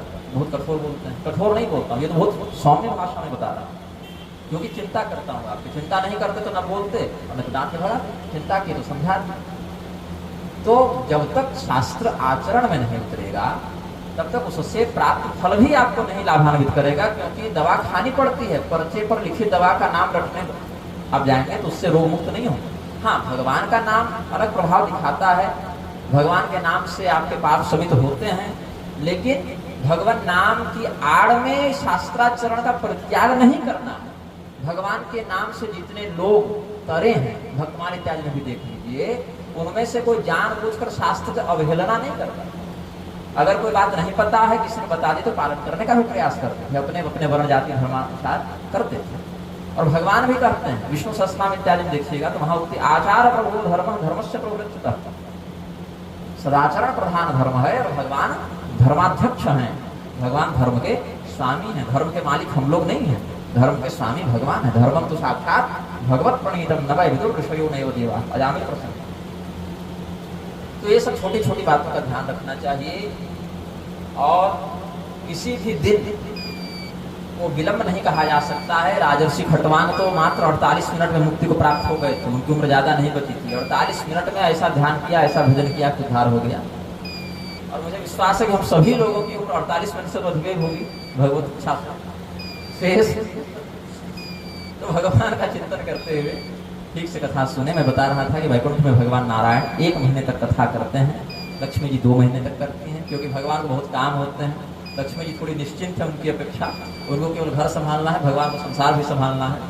तो यदा लक्ष्मी स्वयं वक्त्रे विष्णुश्च श्रवणे रतः मासद्वयं रसास्वादस्तदातीव सुशोभते अधिकारे स्थितो विष्णुर्लक्ष्मीर्निश्चिन्तमानसा तेन भागवतास्वादस्तस्या भूरि प्रकाशते। ब्रह्मा जी 1 सप्ताह में कथा पूरी कर देते हैं, क्योंकि सभी देवता पहले ब्रह्मा जी के पास जाकर निवेदन करते हैं कि गड़बड़ हो गई, आपका वरदान दूसरे दिशा में जा रहा है।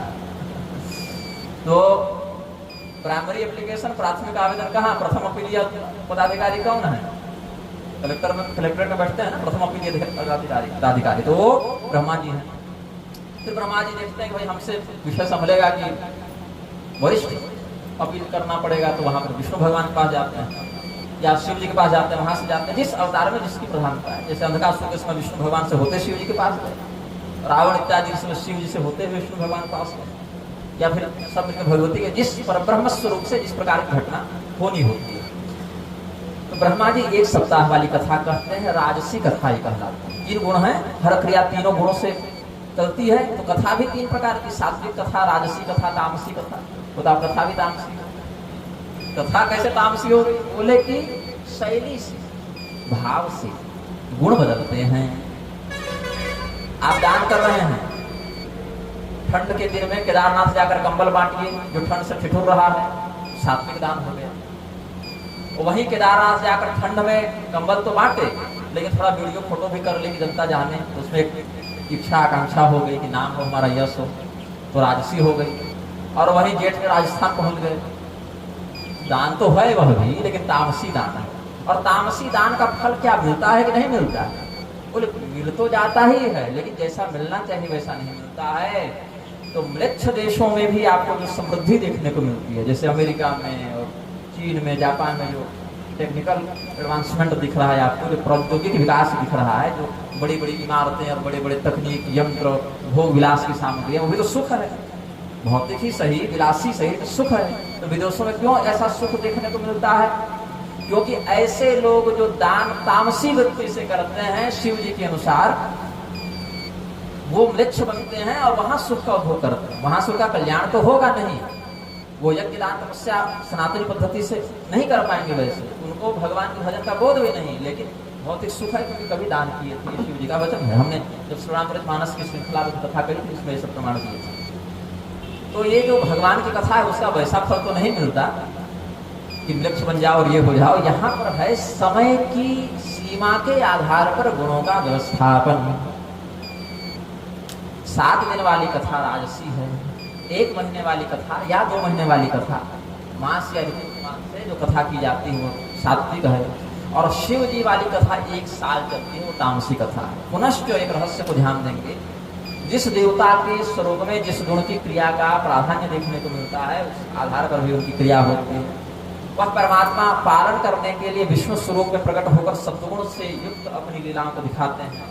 वही परमात्मा सृष्टि रूपी कर्म को करने के लिए ब्रह्मा के रूप में रजोगुण के माध्यम से अपना प्राकट्य करते हैं, और वही परमात्मा संहार रूपी कृत्य को संपादित करने के लिए तमोगुण के बहाने स्वयं को शिव रूप में अभिव्यक्त कर लेते हैं। निर्गुण के अतिरिक्त सगुणावस्था में ये बात है। तो भगवान महादेव तमोगुण का विभाग देख रहे हैं, स्वयं तमोगुणी नहीं है, तमोगुण का विभाग देख रहे हैं। तो उस स्थिति में 1 वर्ष तक कथा करते हैं।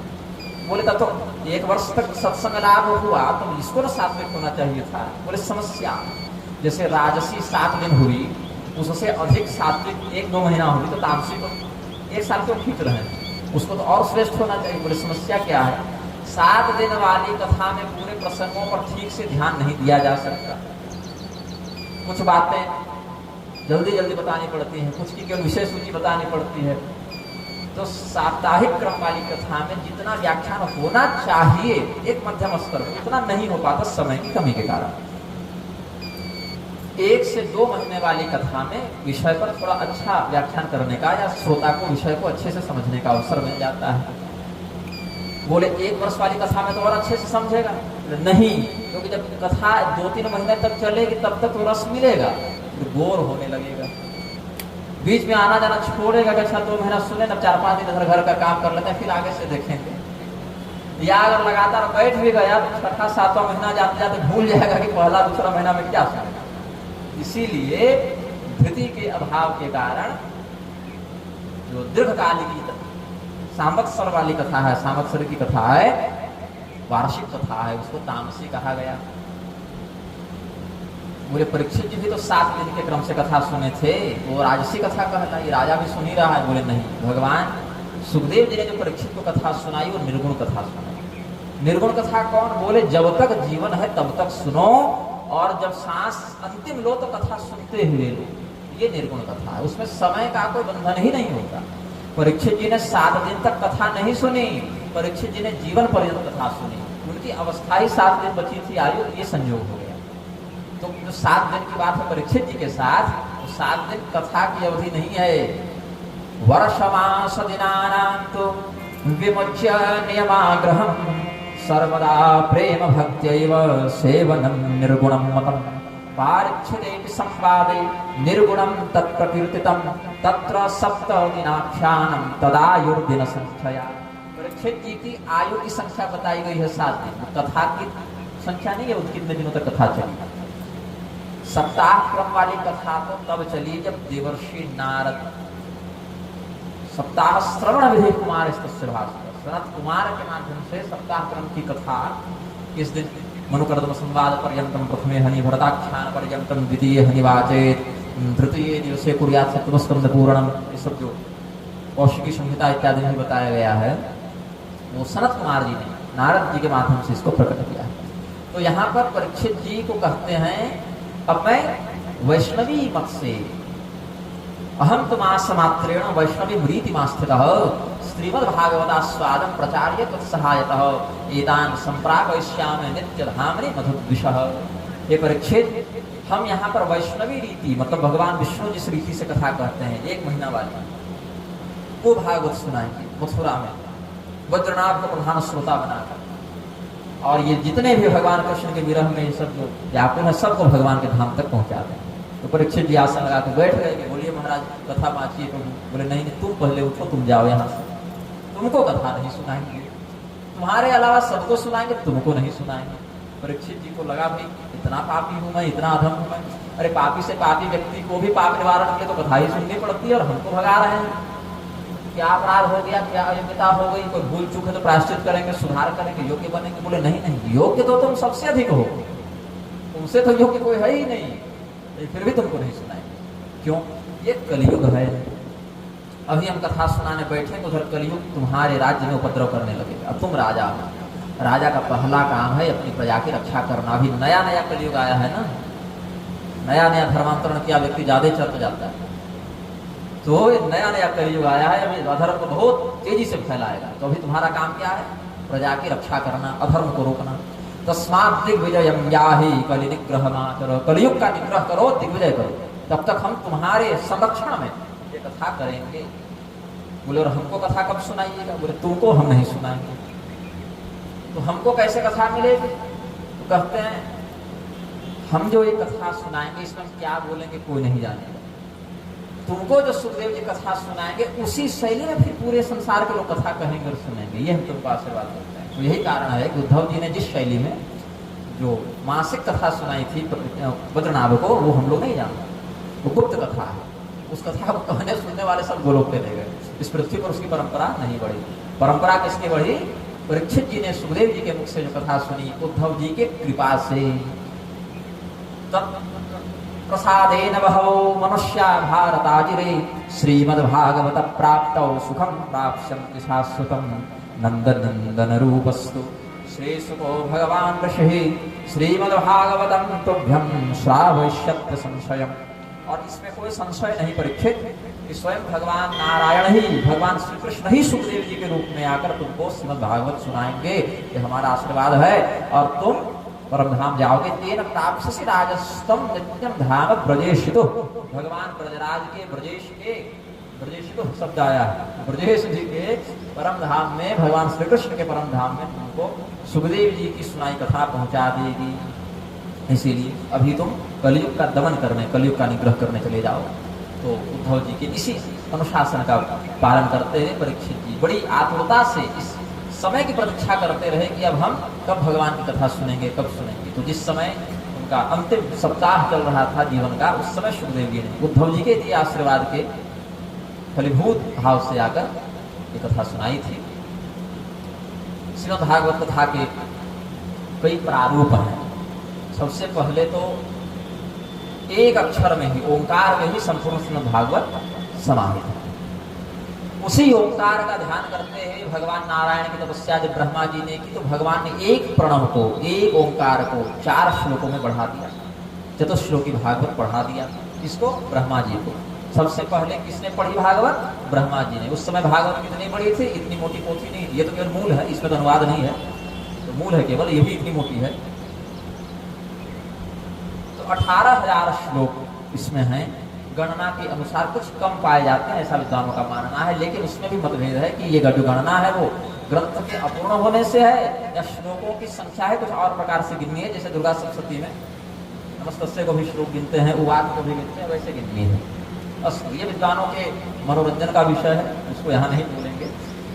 बात सिर्फ इतनी है कि भागवत एक अक्षर से लेकर अनंत श्लोकों तक विस्तृत है, क्योंकि भगवान भी अद्वितीय एक परब्रह्म से विस्तृत ऐश्वर्य वाले हैं। तो जो भगवान का स्वरूप वही भागवत का स्वरूप है। तो यदि कोई आपको एक अक्षर भी सुनाए तो भी भागवत ही है, 10 सुनाए तो भी भागवत ही है, पूरा सुनाए जो उपलब्ध संस्करण है वो सुनाए तो वही पूरा ही है। क्योंकि ब्रह्मा जी ने जो भागवत सुनी वो 4 श्लोक में पूर्ण थी। परीक्षित जी ने जो सुनी वो उससे 4000 गुना विस्तृत थी। बीच में ब्रह्मा जी से नारद जी ने, नारद जी से वेदव्यास जी ने, और आनंद रामायण की परंपरा देखें तो वाल्मीकि जी ने भी चतुश्लोकी भागवत प्राप्त किया है।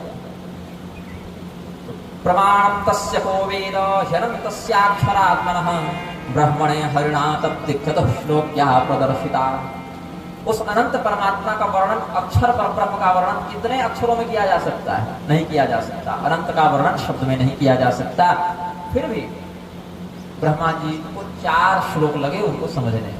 अब आप कितने में समझेंगे ये आपकी कुशलता और आपके संस्कार पर है। क्योंकि जब सुखदेव जी सुनाए तो भागवत उतने में ही रुके, ऐसा नहीं। उसके बाद आए श्रीधर स्वामी, सुखाचार्य जी हैं, श्रीधर स्वामी हैं, नीलकंठाचार्य जी हैं, अलग अलग समय पर कहीं अपूर्ण, कहीं पूर्ण, कहीं प्रसंगबद्ध इस स्थिति में लेकर, कहीं जयदेव कवि हैं, कभी नारायण भट्ट हैं, कहीं रूप गोस्वामी जी हैं, कहीं सनातन गोस्वामी जी, जीव गोस्वामी जी, कहीं चैतन्य महाप्रभु। अलग अलग भक्तों ने भागवत के कई बार संपूर्ण, कई बार प्रसंगबद्ध व्याख्याएं की हैं। आधुनिक लेखकों में भी स्वामी पात्री जी ने, डोगरे जी महाराज ने, अखंडानंद सरस्वती जी ने, ये सब बहुत विस्तृत और प्रामाणिक भाव से लेखन करते रहते हैं भागवत। कुछ टीकाएं हमारी भी उपलब्ध हैं। तो ये चलता रहेगा। जिस समय भगवान को जिसके माध्यम से जितना करवाना होगा वो करवाते रहेंगे, तो ये विस्तार होता ही रहेगा। अनंत परमात्मा का गुणानुवाद अनंत भाव से लोग करते ही रहेंगे। तो भगवान के इस कथा को सुनने की कुछ विधि है। तो हम दिन समय, क्योंकि गर्मी बहुत अधिक है, आप ज़्यादा बैठ नहीं पाइएगा। ऐसे तो मैं 2 सत्र वाली कथा में रुचि रखता हूँ कि 4 घंटा सुबह बैठूँ, 4 घंटा शाम, लेकिन यहाँ तो एक ही सत्र में 4 घंटा बैठना वो लोग श्रीमान बुलाने बराबर है। तो इसीलिए जितना भी 2.5 घंटा, 3 घंटा, 1.5 घंटा, आधा घंटा, 1 मिनट, 5 घंटा, जिस दिन हर इच्छा जितनी होगी, भागवत के कुछ प्रसंगों पर हम सत्संग व्यक्त करेंगे, क्योंकि यही सामर्थ्य है और यही वास्तविकता है। तो भगवान के 4 श्लोक जो उपदिष्ट किए गए भगवान के द्वारा, वो मुख्य है भागवत का, और उसी बात को समझ जाए हम, इसके लिए इतने कथानक, इतने प्रसंग, इतने लीला ये सब वर्णित किए गए हैं। तो भगवान की कथा सुनने वाले जो लोग हैं उनको कैसा होना चाहिए?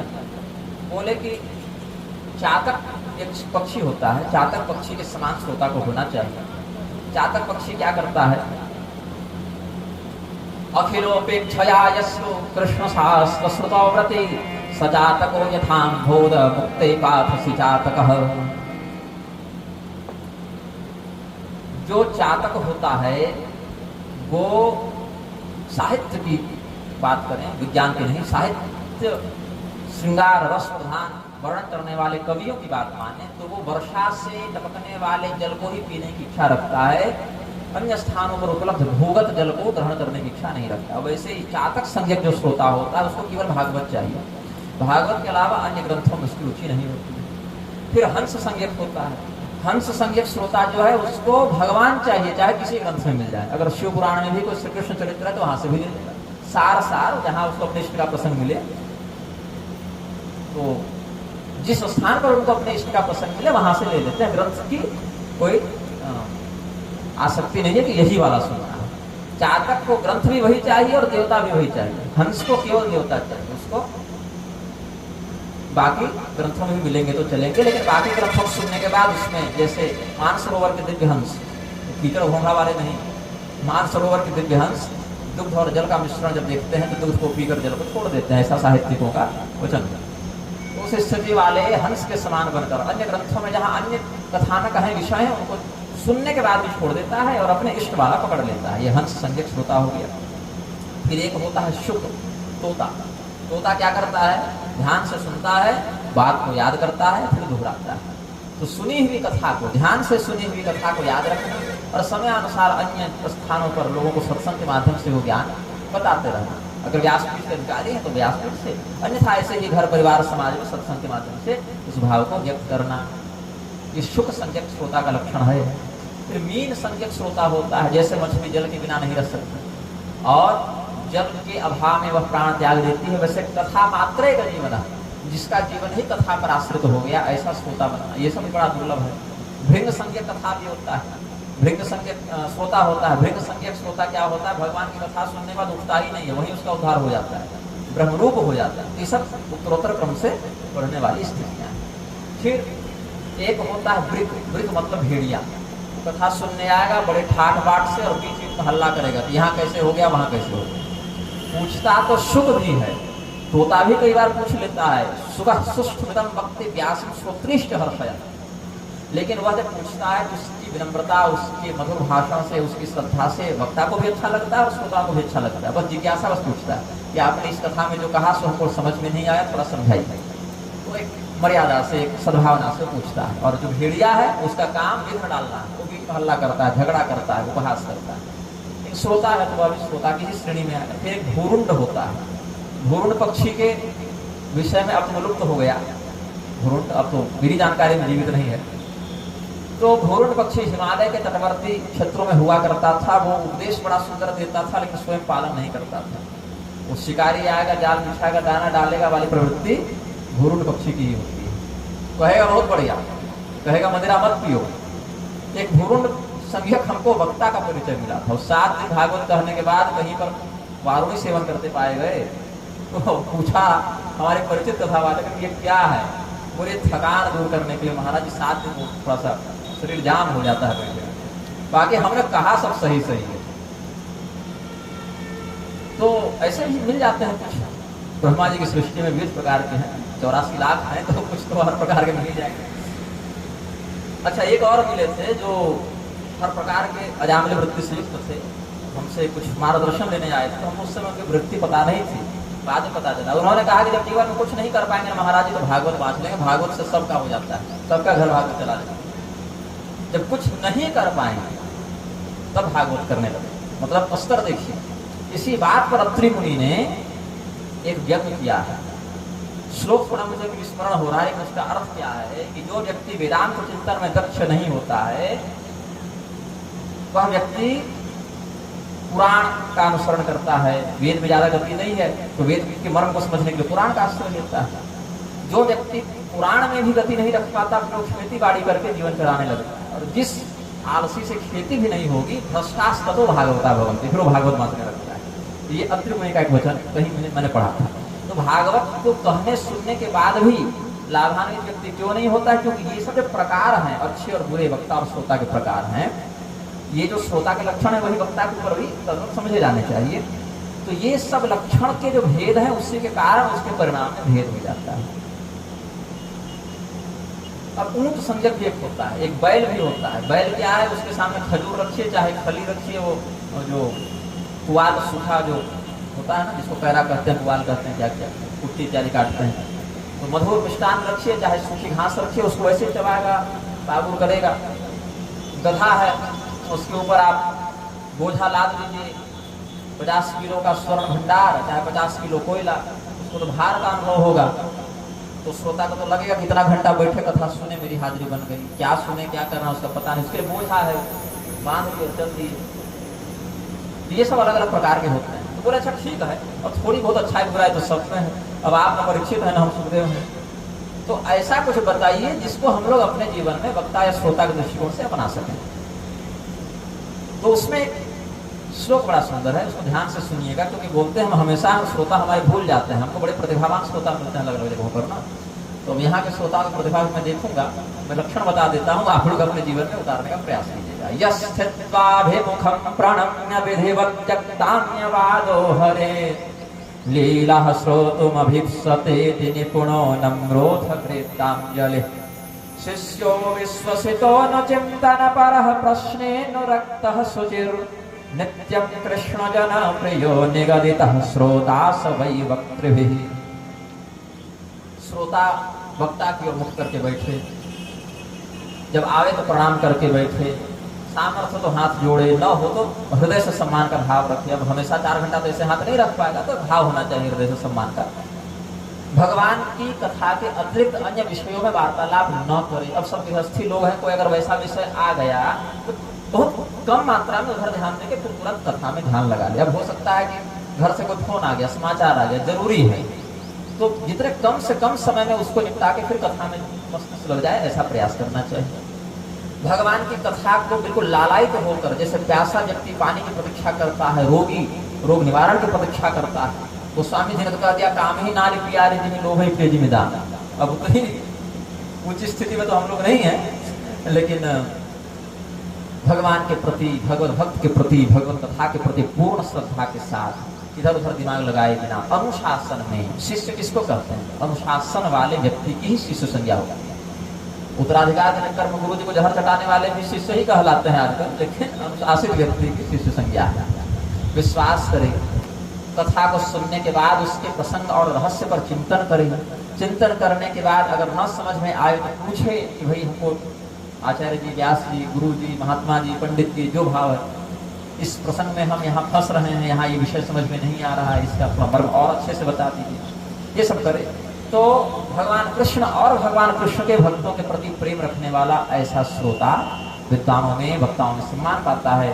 विद्वानों का प्रेम प्राप्त होगा तो और अच्छे से रुचि रखकर वो विषय समझाएंगे। और वक्ता को कैसा होना चाहिए? तो भगवन् मतिरनपेक्षः सुहृदो दीनेषु सानुकंपो यः बहुधा बोधन चतुरो वक्ता सम्मानितो मुनिभिः।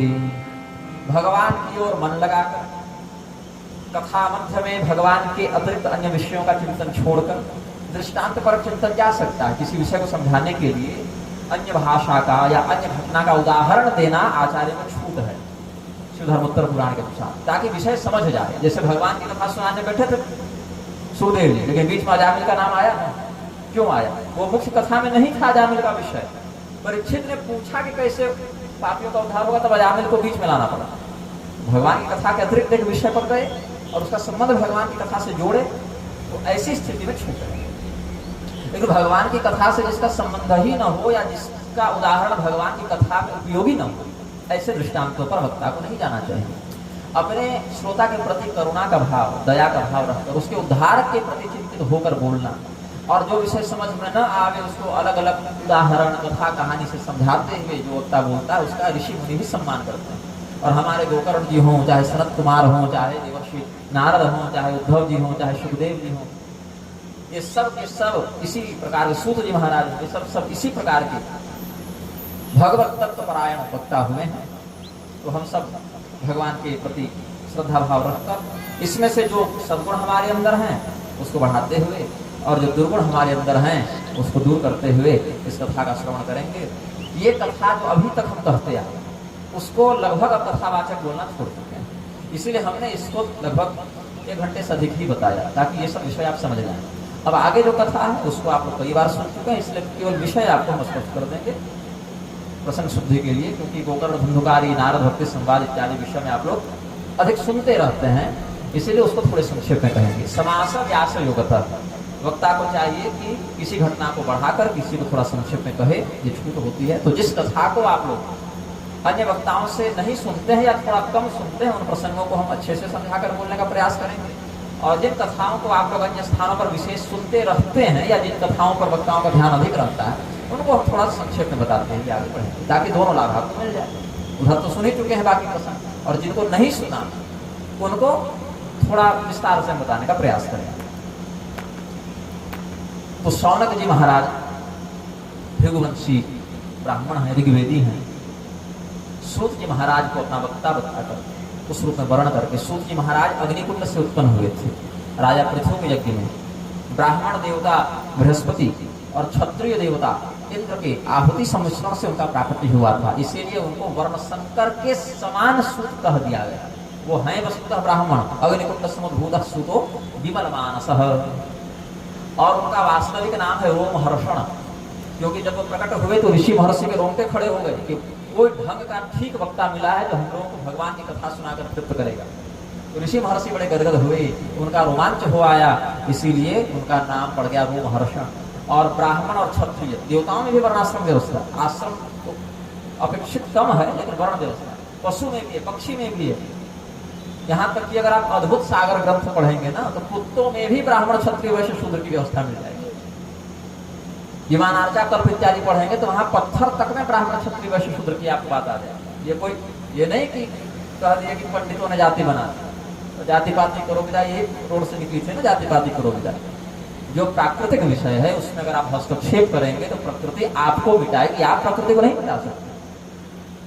आप 60, 70, 100 साल की उम्र लेकर आए हैं, प्रकृति अनादि अनंत है। आपके एक आंदोलन चक्कर में प्रकृति अपनी व्यवस्था नहीं बदलती है।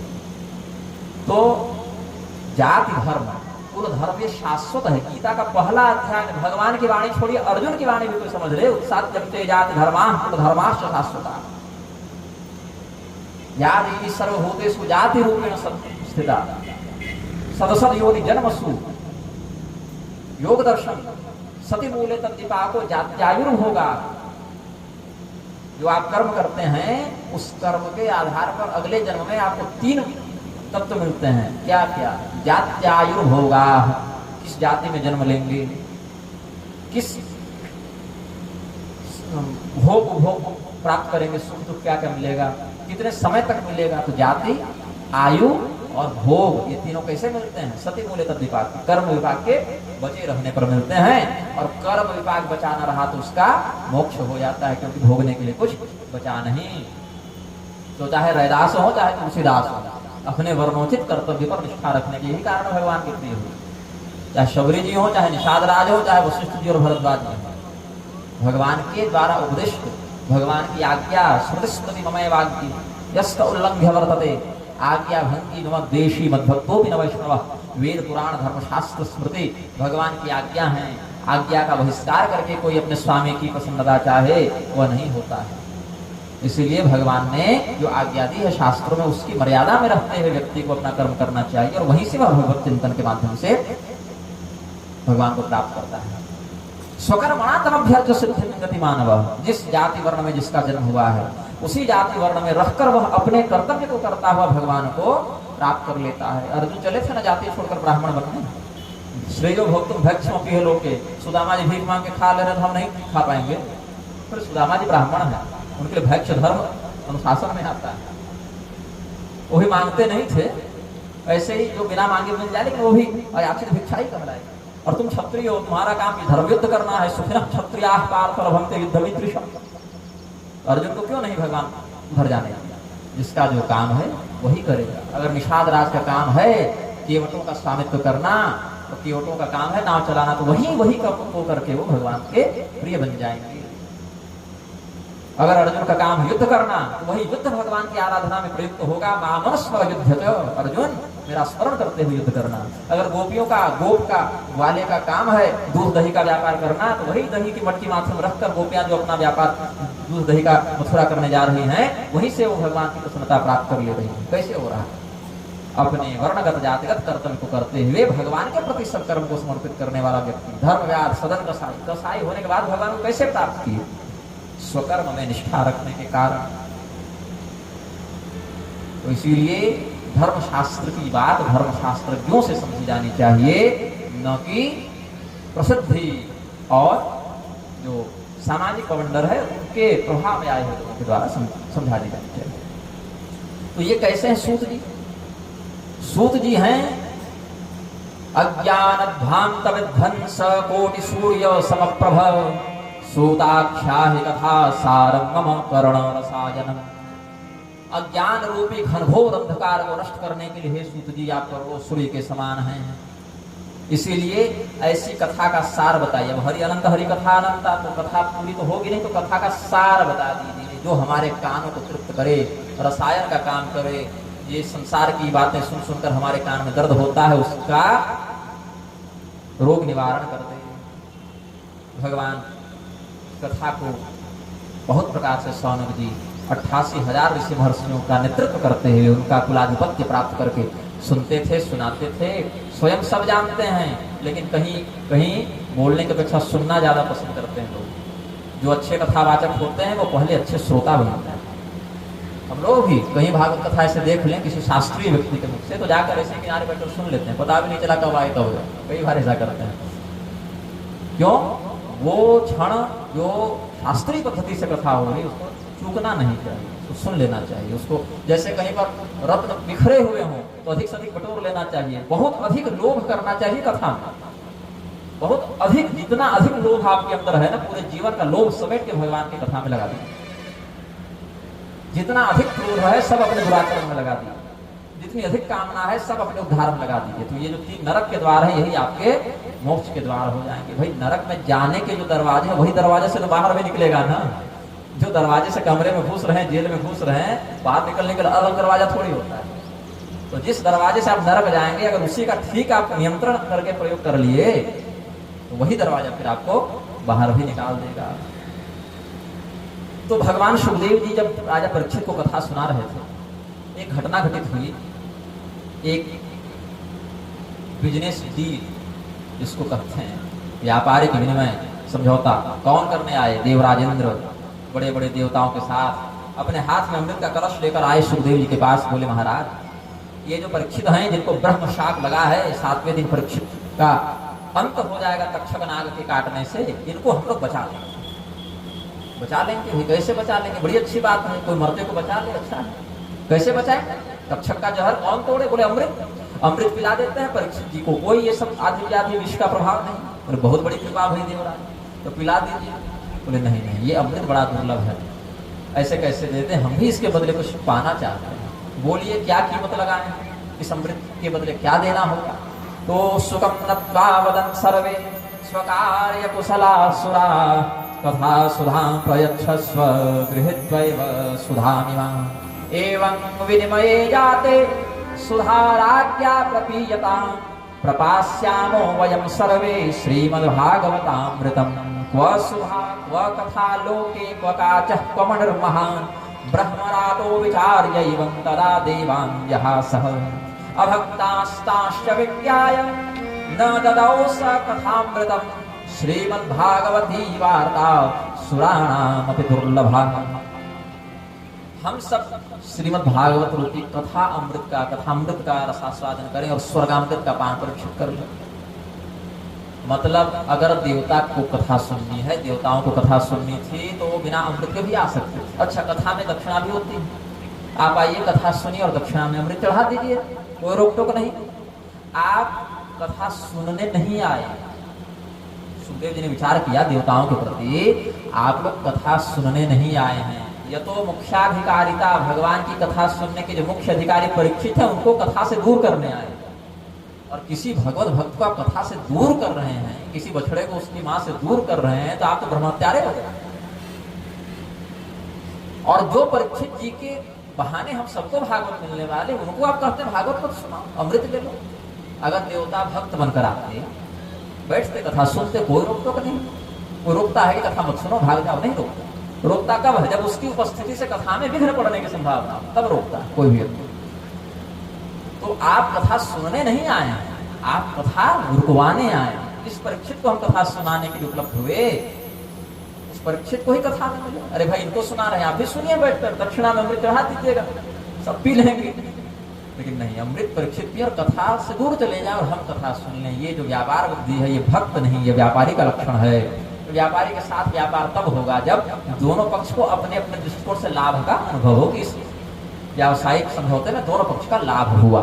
लेकिन यहाँ तो बात है कि आपको कांच देकर बदले में हमसे मणि लेना चाहते हैं, तो इतने कच्चे सौदागर तो हम नहीं हैं कि आपको कांच के बदले मणि दे दें। तो सुखदेव जी ने उनका उपहास कर दिया। तदा देवान जहास, हंसने लगे सुखदेव जी की, बताओ ये अमृत तो खुद भी पीकर बैठे हैं, तो ये कथा सुनने क्यों आए हैं? क्योंकि तो पता है कि अमृत से श्रेष्ठ है कथा, तब अमृत देकर कथा सुनने आए हैं। मतलब जो अमृत पी चुका उसको भी कहीं अनुभव हुआ कि इससे कोई लाभ नहीं, हमको तो कथा सुननी। और तुम चाहते हो कि वही अमृत देकर हम तुमको कथा दे दें, और जिसको सुनाने बैठे उसको न सुनाए, तो भगा दिया। देवर्षि नारद को जब सनत कुमार ने कथा सुनाई, तब सभी देवता आए, कोई ढोल लेकर, कोई मृदंग कीर्तन करने सब आए हैं। तब अमृत लेकर कोई नहीं आए। तब भगवान की लीला में सेवा देने सब पहुंचे हैं, कथा में सेवा देने पहुंचे हैं, तब कोई नहीं भगाया। वहाँ सुखदेव जी भी हैं, सनत कुमार, नारद, पराशर, वेदव्यास, परशुराम, भृगु जी सब है वहाँ। कोई देवताओं को नहीं भगा रहा है, साथ में गा रहे हैं, नाच रहे हैं, कीर्तन कर रहे हैं, भगवान के रंग में रंगे हुए हैं। तब क्यों नहीं भगाया? क्योंकि तब भक्त बनकर आए, व्यापारी बनकर नहीं आए।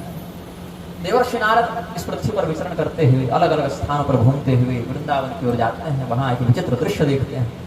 एक वृद्धा स्त्री, एक युवती स्त्री, बहुत सी स्त्रियों से घिरी हुई है, और उसके सामने दो वृद्ध युवक लेटे हुए हैं। उनकी चिंता को अपनी चिंता समझकर, करुणा के कारण देवर्षि नारद ने पता किया क्या बात है। उस स्त्री ने बताया, उन्होंने ही बुलाया पहले, बताया कि मैं भक्ति हूँ, ये दोनों ज्ञान वैराग्य हैं। मैं कलियुग के प्रभाव से आतंकित होकर अलग अलग तीर्थों में जाती रही, भटकती रही, लेकिन मुझे कहीं शरण नहीं मिली, कहीं शांति नहीं मिली। तो वृंदावन आ गए, यहाँ पर मैं युवती हो गई, लेकिन मेरे दोनों पुत्र, ये जो ज्ञान और वैराग्य हैं, ये बूढ़े हो गए। देवर्षि नारद ने कहा कि इस स्थान पर तुम्हारा अनुसरण करने वाले अधिक हैं, ज्ञान और वैराग्य से जीवन बिताने वाले कम हैं, इसलिए ग्राहका भाव से इनका पोषण क्षीण हो गया। लेकिन चिंता मत करो, हम तुम्हारे कष्ट का कोई न कोई समाधान निकाल लेंगे। ऐसा सोचकर देवर्षि नारद ने पहले तो वेद वेदांग सब गीता पाठ सब सुनाया, लेकिन जब अपेक्षित लाभ नहीं हुआ, तब आकाशवाणी के मार्गदर्शन से वो उपाय की खोज करने के लिए घूमने लगे। और जब कहीं उपाय नहीं मिला, तब सोचा कि बद्रिकाश्रम में जाकर भगवान का भजन करेंगे, भगवान से ही पूछेंगे कैसे आपकी भक्ति का कष्ट दूर होगा। तो भगवान के ही दूसरे अवतार, मतलब देवर्षि नारद तो है ही अवतार, इसके अतिरिक्त जो कौमार सर्गावतार हैं, सनत, सनंदन, सनातन, सनत कुमार, ये मिलते हैं। तो उन्होंने कहा कि उपाय आपके पास है, अगर आप जगह जगह खोज रहे हैं, तो क्या उपाय? बोले भागवत सुनाइए। बोले भागवत में तो वेदों का ही मर्म है, गीता का ही मर्म है, तो गीता और भागवत, वेद सुनाने से जब नहीं काम करा तो भागवत सुनाने से कैसे हो जाएगा? बोले इसीलिए हो जाएगा क्योंकि यहाँ रस है, वहाँ रस नहीं है। कैसे? बोले आम का पेड़ है, जड़ से लेकर मंजर तक आम का ही तत्व है, लेकिन भूख लगेगी तो पत्ता नहीं चबाएंगे, जड़ नहीं चबाएंगे, मंजर नहीं चबाएंगे, छाल नहीं चबाएंगे, आम का फल खाएंगे। वही जो रस है वेदों का, सर्वोपनिषदा सारा ज्यादा भागवती कथा, वेदोपनिषदाम सारा ज्यादा भागवती कथा, अत्युत्तमा ततो भाति पृथक भूता फला। फिर हरिद्वार के निकट श्री नारद जी प्रधान श्रोता बने। सनत कुमार जी ने उनको भागवत सुनाई और वहां भागवत सुनने के लिए देवी देवता तीर्थ, यहाँ तक की बाकी 17 पुराण, वेद, उपनिषद, समस्त गंगादि नदियां, हिमालय इत्यादि पर्वत, भृगु, परशुराम, वेद व्यास जी, पराशर जी, छाया के रूप में सुखदेव जी भी, जहनु मुनि, सब जितने बड़े बड़े ऋषि महर्षि चेले के साथ, कोई गृहस्थ है तो परिवार के साथ सब पहुंचे। बहुत दिव्य कथा हुई। और वहां पर जब देवताओं ने ये दिव्य रस का अनुभव किया तो एक उक्ति कहते हैं, आजन्म मात्रमपि येन शठे न किंचित् चित्तं विधाय शुक शास्त्र कथा न पीता, चांडालवच्च खरवद्वतते न नीतं मिथ्या स्वजन्म जननी जनि दुःख भाजा, जीवच्छवो निगदितः सतु पापकर्मा येन श्रुतं शुक कथा वचनं न किंचित्, धिक्तं नरं पशु समं भुवि भार रूपमेवं वदन्ति दिवि देव समाज मुख्या। जिस शठ ने, जिस धूर्त ने पूरा जीवन बिता दिया लेकिन क्षण मात्र के लिए भी सुखदेव जी के मुख से निर्गत होने वाली इस दिव्य कथा को नहीं सुना, ऐसा समझना चाहिए कि उसका जीवन चांडाल के समान, गधे के समान हो गया, या अपनी माता को प्रसव पीड़ा देने के लिए बस वो जन्म लिया, उसकी और कोई सार्थकता नहीं हो पाई। जिस प्रकार से इस पृथ्वी पर हजारों हजार पशु भ्रमण कर रहे हैं, जिनको विवेक नहीं, जिनके पास कोई जीवन में गिनाने के लिए उपलब्धि नहीं, वैसे ही इस व्यक्ति का जीवन भी पशुवत हो जाता है। ये हम और आप नहीं कह रहे, ये तो शरद कुमार बता रहे हैं देवताओं की बात। ये सब तो देवतागण कहा करते हैं कि जो अमृत के बदले हमको नहीं मिली, वो मनुष्य जीवन, वो भारत भूमि को भागवत कथा का श्रवण लाभ इसको मिल रहा और ये फिर भी नहीं सुनता, तो बताओ कितना बड़ा ये आत्महत्यारा है। उसको आत्महत्यारा की उपाधि दी गई है। तो भगवान के इस कीर्तन से जैसे लकड़ी को रगड़ कर अग्नि प्रकट की जाती है, वैसे भगवान की कथा के मंथन से भक्ति देवी ज्ञान वैराग्य के साथ उस कथा मंडप में प्रकट होती हैं और उनका कष्ट दूर होता है। यहीं पर भागवत के महात्म को प्रकाशित करने के लिए गोकर्ण धनुकारी का प्रसंग बताया गया है। तुंगभद्रा नदी के तट पर आत्मदेव नामक एक शास्त्र के ब्राह्मण का उपाख्यान है। पुत्रहीनता के कष्ट से वो आत्मदेव एक बार आत्महत्या करने चले गए। एक सन्यासी मिले जंगल में, बहुत हठ करने पर उस सन्यासी ने फल दिया, कहा इससे पुत्र हो जाएगा। फल लेकर घर आ गए, पत्नी को कहा कि पवित्रता से रहना, सच बोलना, दान दक्षिणा करते रहना, एक ही समय भोजन करना और इस फल को खा लो तो पुत्र उत्पादन की क्षमता आ जाएगी, जो भी गर्भ बाधा होगी जीवन में वो समाप्त हो जाएगी।